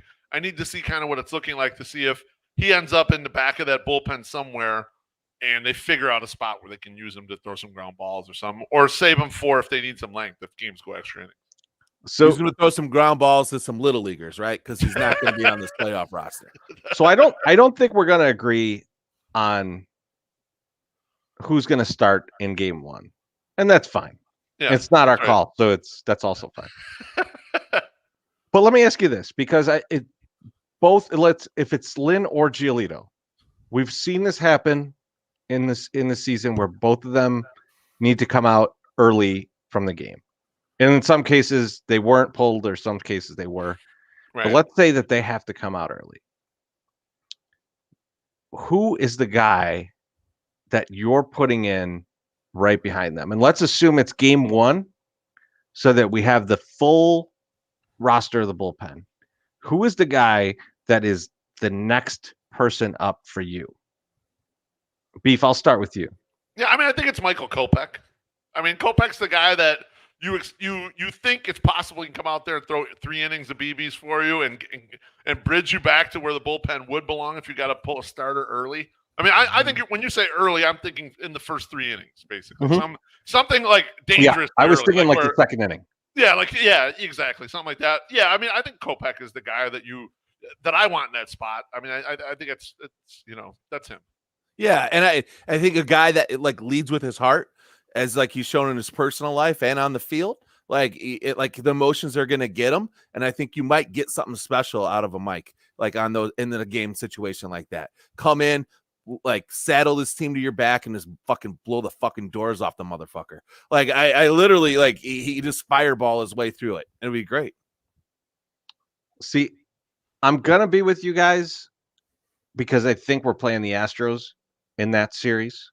It's just. I mean, I don't see how it's not the Astros. It's just a matter of where we're playing the Astros. Mm-hmm. But if this were the Rays, I might go to a guy who I don't wholly trust, which is Garrett Crochet. And the reason is the switching of the hand, right? Because the Rays are going to load up on a certain side of the plate against you. And if in the case where your right-handed starter fails early in the game, I think putting in the lefty to go the next couple innings could be valuable. It could cause them to make some moves that they don't necessarily want to make, and that could be interesting throughout the rest of the game. Now, they got to flip. Crochet could come in and just suck, and then it doesn't matter. And in which case, I'm like, you pitch the rest of the game, then asshole. We're We're saving up for tomorrow. And also, they don't have enough lefty to back it up. Where like they would change the whole thing. They'd probably just strip a couple guys out and kind of leave it as is. But yeah, I agree with you. That would kind of make them push the other side. And I see people in the comments listing how they would line it up. There's no wrong answer. Do that. That's why it's a fun discussion. Yeah, exactly. Definitely, like there's no wrong answer to any of this. Like my sex ever said, you want to put Lynn first or Giolito first or Rodon first. These are good problems to have. I want everyone who's listening, everyone who's thinking through this, and it's a fun argument to have, and I want to tell you why it's so fun. Because last year, when we were going into the playoffs, we weren't trying to figure out who's our first starter. No. We were trying to figure out who could possibly be our third starter. Who in the world were we just going to have a bullpen game? That was what we were at last year going into the playoffs. And so I think a lot of people have been watching this team, and we watch, you're like us. And we all watch very closely, and we see all the flaws, and we see all the things where we're like, oh man, I can't believe they're doing this. And I can't believe that they got so many guys that only hit from one side of the plate. Right. All of these different things that frustrate you. Every other team has that. Like literally every other, the Giants are out of their mind right now. And I'm sure that Giants fans are sitting at home going, God, I don't know how we win a playoff game. It's in every fan base. They're going to win 100 regular season games too. The Dodgers are going to win 100 regular season games and be a wild card. It's a wild shit out there. All right.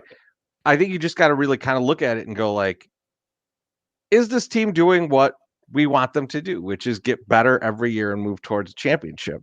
And if you're not in agreement that happened over this past year, I don't know how this argument for the past 15 minutes has not convinced you of that. We have so many, Dylan Cease has been a pretty good starter this year, and we're talking about what's he going to get? 3 total games if we win the World Series, right? Because there's just so many guys that we have that we want to start, right? So this is a very good position to be in. I just want to reiterate that because it's a great argument, and it's interesting, all the different angles, and all the different things that we would do in our manager brain of trying to go well, I got to set up for this next series. I got to set up for this thing. Who's my reliever that would come in for this? It's such a difference from last year. It's amazing. There's no question. All right. My Suck Summer. Why don't you tell us what's going on, man? This weekend, Saturday. I was going to say it would be more fun if it was Sunday, but it's not. Saturday. Me and the Loaf Man will be running in the White Sox Run Your Socks Off 5K. No, we will not be doing the 5K. We will be doing the 1 mile walk. You can get up there. You can go register right now. Go to you know what I do? This is like I do everything. I Google search Run Your Socks Off 5K, and it comes right the fuck up. You go right into there. You can order, or you can register for the event. Now, you have to be vaccinated, so just so you know, no need to get into it.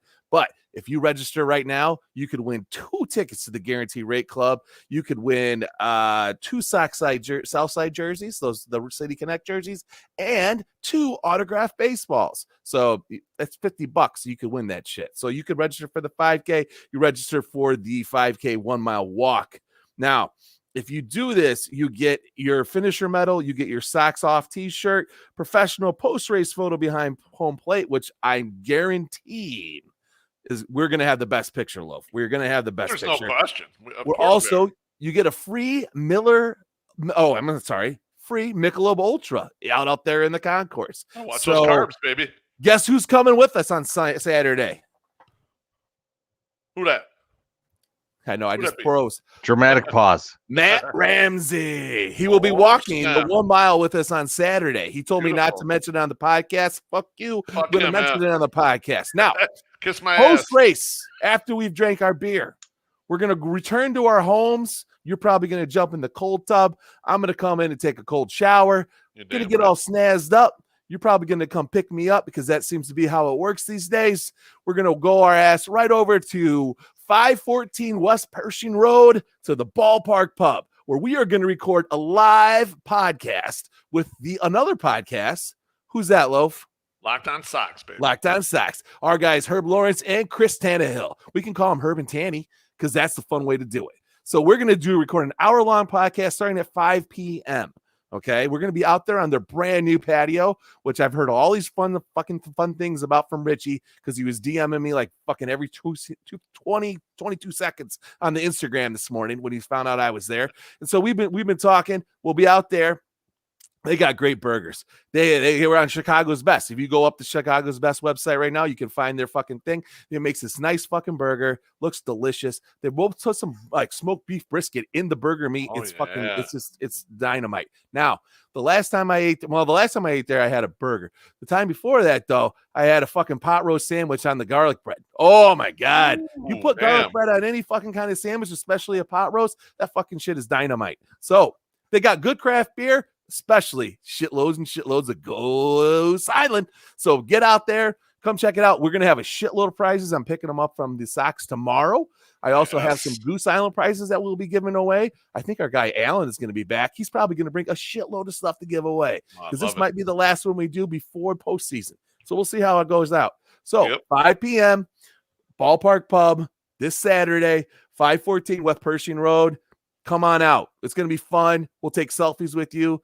Loaf will give you some hints on how to, beat the Sox math thing. It'll be great. So, hey, did you talk to Benetti last night? Because he was walking out while you were walking. What did you say to Benetti? So, Jason Benetti's coming out, and him and Len are coming out, and they got security with them. And Teresi and I and Quincy are just a little bit like ahead of where they're at. And so I step on like 1 foot onto the grass, like sort of towards them. But he's probably like 20 yards away-ish. And I yelled, Jason, how was my video? Is it okay? And he said something like, it was awesome. I can't wait for you to hear my reaction from the broadcast. So I still haven't gone back and listened to the reaction, which I gotta do after we get off this podcast. Oh, so I don't feel so bad that I haven't seen it now either because you haven't either. That's great. That's beautiful. Come out Saturday. It's going to be a fun time. I know Herb is excited. I know Tanny is probably excited, but he's kind of more of a, he's reserved. He's more, he's a little bit more. And hopefully we get a late showing by our man Chorizo up there. We'll see if he shows up to like, hey, you know what? And say how bad we did. You know what we need? We need Ballpark Pub to have a van to come pick up people at Riot Fest. I'll jump right in. I'm sure. Get on that. He'll come get you. He'll come get you. I think he's got an Escalade. He'll come up and pick you up. I'll put a little sticker on the side that says bus. I'm gonna have Biggins with me too.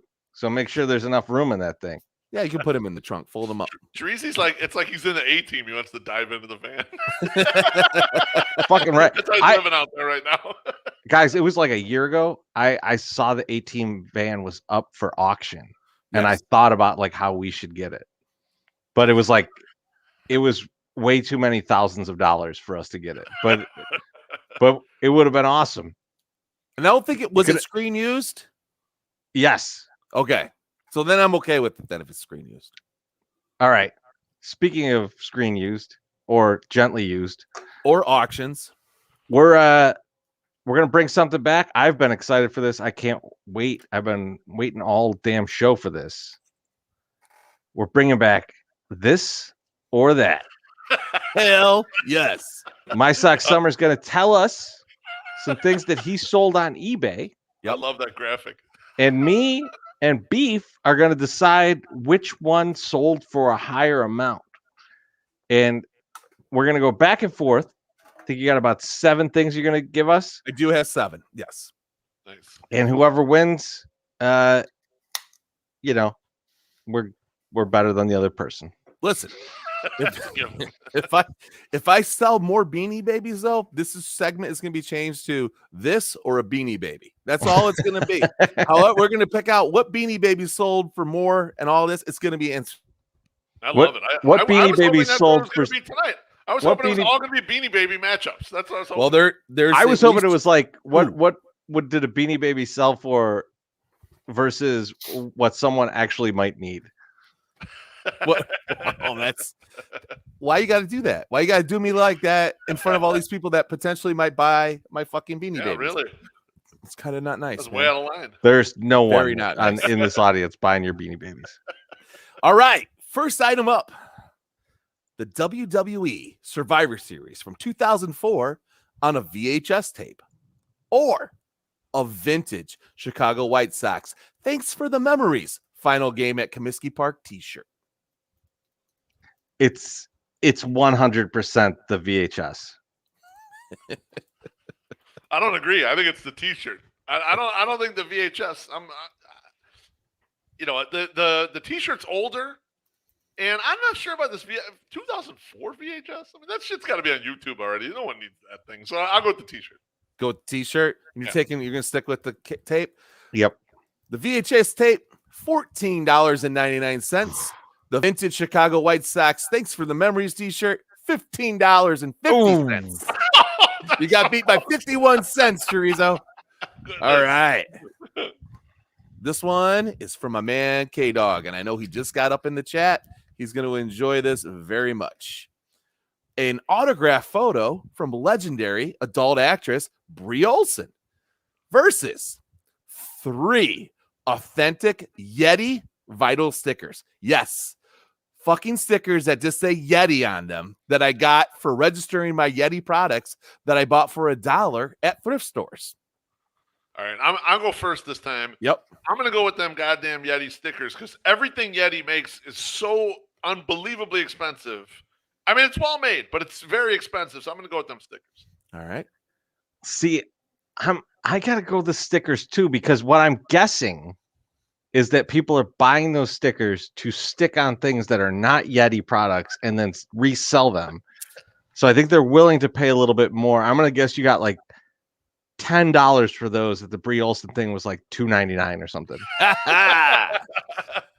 The Brie Olson photograph, I will tell you, was the most lewd and crudest autograph I've ever gotten from an adult actress.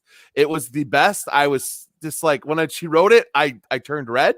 And I think that was her point. And it was great. It was very funny. The Brie Olson legendary signed photo, $9.99. 3 authentic Yeti vinyl stickers, $11.97. Got that one. All right. So you guys tied on that one. All right. Yep. All right. No one gets a point. All right. Clerks. The movie Clerks. You guys remember that? Oh, yeah. Of course, all right. Yeah. Clerks Series 1 in action figures. It's a J. It was just a little J figure on the card. Purchased it at a closeout sale at a Tower Records out West Coast. I don't know if you guys know. I used to live out west. Or the Princess Diana BB baby with intact tag. So we have the Clerks Series 1 in action figure of J, which is the first one they released, or a Princess Diana bear from 1997. I'm first, right? Yeah, you can go first. This hurts to say. It's the Princess Diana bear. Okay. And I hate that it is. Now, I feel like MSS tipped his hand a little bit with the Beanie Babies he sold and said that he did well on them and threw a number that I don't remember out there for the group, but not for any individual. Yeah. So I don't know how well the Princess Diana did. You know, I'm gonna go with the J figure. I'm gonna go with Clerks. I'll go with the Clerks thing. The Clerks figure, $25. The Princess Diana bear, $26.88. Fuck. Now, here's why this is fucked up, Chorizy. I could have picked the other Diana bear that I had, and I don't know the difference. They have an old face and a new face one. Yep. One sold for $5. This one sold for $27. I don't understand it. I'm just sitting here going cha-ching, cha-ching, cha-ching, because I spent 60 cents on that motherfucker, and that's the thing. Dale, I don't like you going to my thrift store, motherfucker. Stay away from the Unique on Halsted and 30th. Yes. You're probably the reason I haven't been getting shit there. You've probably been buying up all the good stuff. You know, feel free to buy all the Beanie Babies, but leave me the good stuff. All right.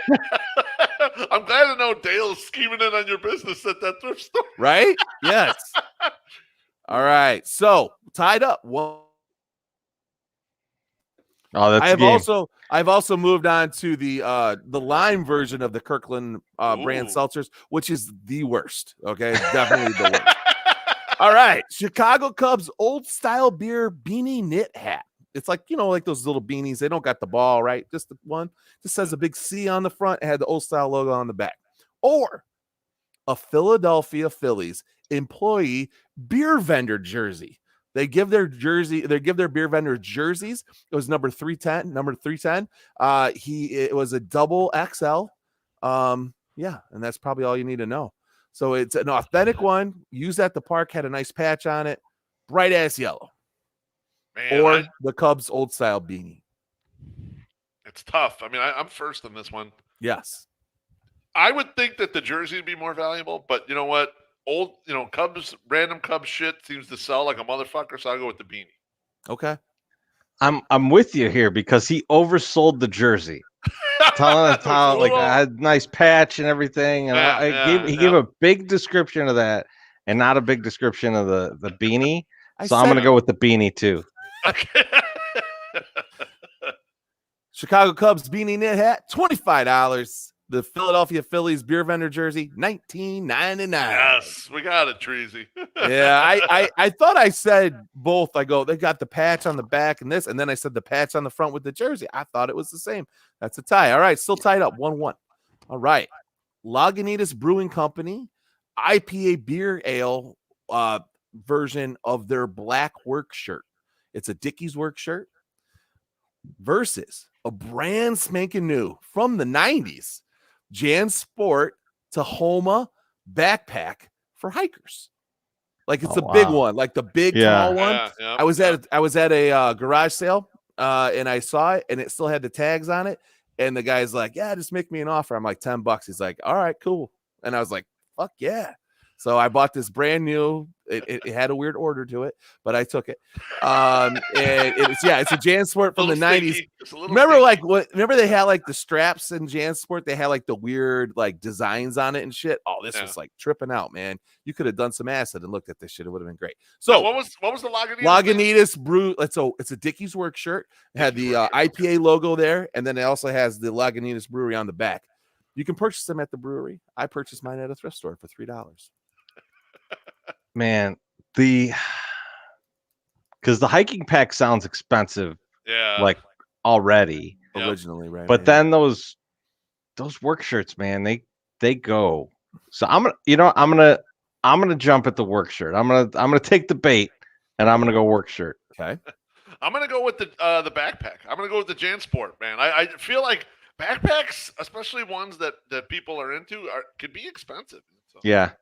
It was a dope backpack. I almost used it for all our cords and shit for the when we go out on these tours, but I was like, fuck it, I gotta get money. Lagunitas Brewing Company shirt, $35. The new JanSport Tacoma backpack, $45. Yes. So beat you by $10 there. I will say this: if you see a brewery work shirt, buy the shit out of them because I sell everyone for $35 ship, and they do not stick around in my store long. People love that shit. Dale's out there buying them right now. Yeah, he probably is. Fucking Dale. Dale, if I fucking see you there, and I don't know what you look like, Dale, but if I fucking see you there, I'm going to get you. All right. This is a good one. You guys get ready for this. Oh, yeah. All right. A 2016-17 Chicago Bulls team signed ball. Now, who does this include, right? From 2016 to 2017. Dwayne Wade is on there. Jimmy Butler's on there. Rajon Rondo is on there. And Fred Hoiberg. Or Fredberg. A vintage and rare Smashing Pumpkins shirt from 1999, the Arising Tour shirt. All right, I'm first. I'm going to go with the tour shirt. No one wants that bullshit Bulls basketball with those guys. I mean, it would be better if it was just Dwayne Wade instead of them other guys on there, And Jimmy's good and everything, but no one is worried about commemorating the 2016-17 Bulls. So I'm going to go with the Pumpkins t-shirt. All right. It's the tour shirt. I've seen shirts that I've had where I'm like, oh, whatever happened to that shirt? And then I look it up on eBay and it's like, oh, that's $250. Yep. So I'm going to go tour shirt. And I send you pictures when I see them in thrift stores too. Yeah. Like the original Citizen Dick shirt that they put out when Singles was popular was they had a obnoxious price of $200 on it at a thrift store. And I was like, this is insane. We've 100% jumped ship. This is insane. So anyway, the 2016-2017 Chicago Bulls team signed ball, which I picked up from a guy who I pretty sure stole a lot of giveaways from the Chicago Bulls. $99. Wow. Okay. The vintage Smashing Pumpkins shirt that I found in a rack for $6. $72. Oh, man. I was so disappointed when it sold for $72. I thought it was going to be like, a little bit more. So yeah. That one we who you guys both booked the your shirt. So yeah, we're you're both losers. losers. All right. Listen, if I don't, this is my seventh one. I'm up All 2-1 right now. So who's going first on this one? Goes first. Treasy's going first. Treasy's going for the tie. All right. A Lou Bordeaux, Cleveland Indians Hall of Famer replica statue versus a Ty Beanie Baby, Coral the Fish. I'm gonna go with the statue. I'm gonna go with the statue on this one. I think Coral the Fish sucks. I don't remember him, but I think he sucks. I hope Coral is a girl, but I don't know. I'm not sure. I mean, it's kind of bogus if I go with the statue and then I just fucking secure my victory. So fuck that. We're going to go with Coral, whatever the bullshit Beanie Baby is that only sold for $7. The Lou Bordeaux statue that was given to me by a guy just trying to get out of his house, 99 cents. The Ty Beanie Baby of Coral the Fish with PVC pellets, $4.99. Yes. Beef Loaf, you are the winner of this or that. Let me ask you a question, Beef. So proud, yeah. What was more exhilarating, winning Sox Math or this? Yeah, absolutely. About this. I mean, I've won Sox Math, a bunch of times, hundreds of times, thousands of times. Beating you in this much more exhilarating for me. Have you ridden in Cadillacs more than you've won Sox Math? I'll have to get you a big trophy that I will find at a thrift store, undoubtedly. I saw one the other day. It had a ball in it's supposed to be like a globe, but they put like a baseball in there, and it was like best T-ball something or another. I was like, oh, I should buy this, but it was like $4, and I was like, man, fuck that. I'm not spending $4 on a fucking thing. That's $4. Stupid. Come on, son. Man, that's stupid. Shit. Well, that's it for tonight. Thank you all for joining. Appreciate all the comments. Saturday. We will see you on Saturday. I will see you late on Saturday, unless I see you at Riot Fest on Saturday. And you're wearing your 108 gear. Maybe I'll buy you a beer. Oh yeah. Talk to everyone soon. Thanks a lot, everyone. Fuck you, Dale. Peace.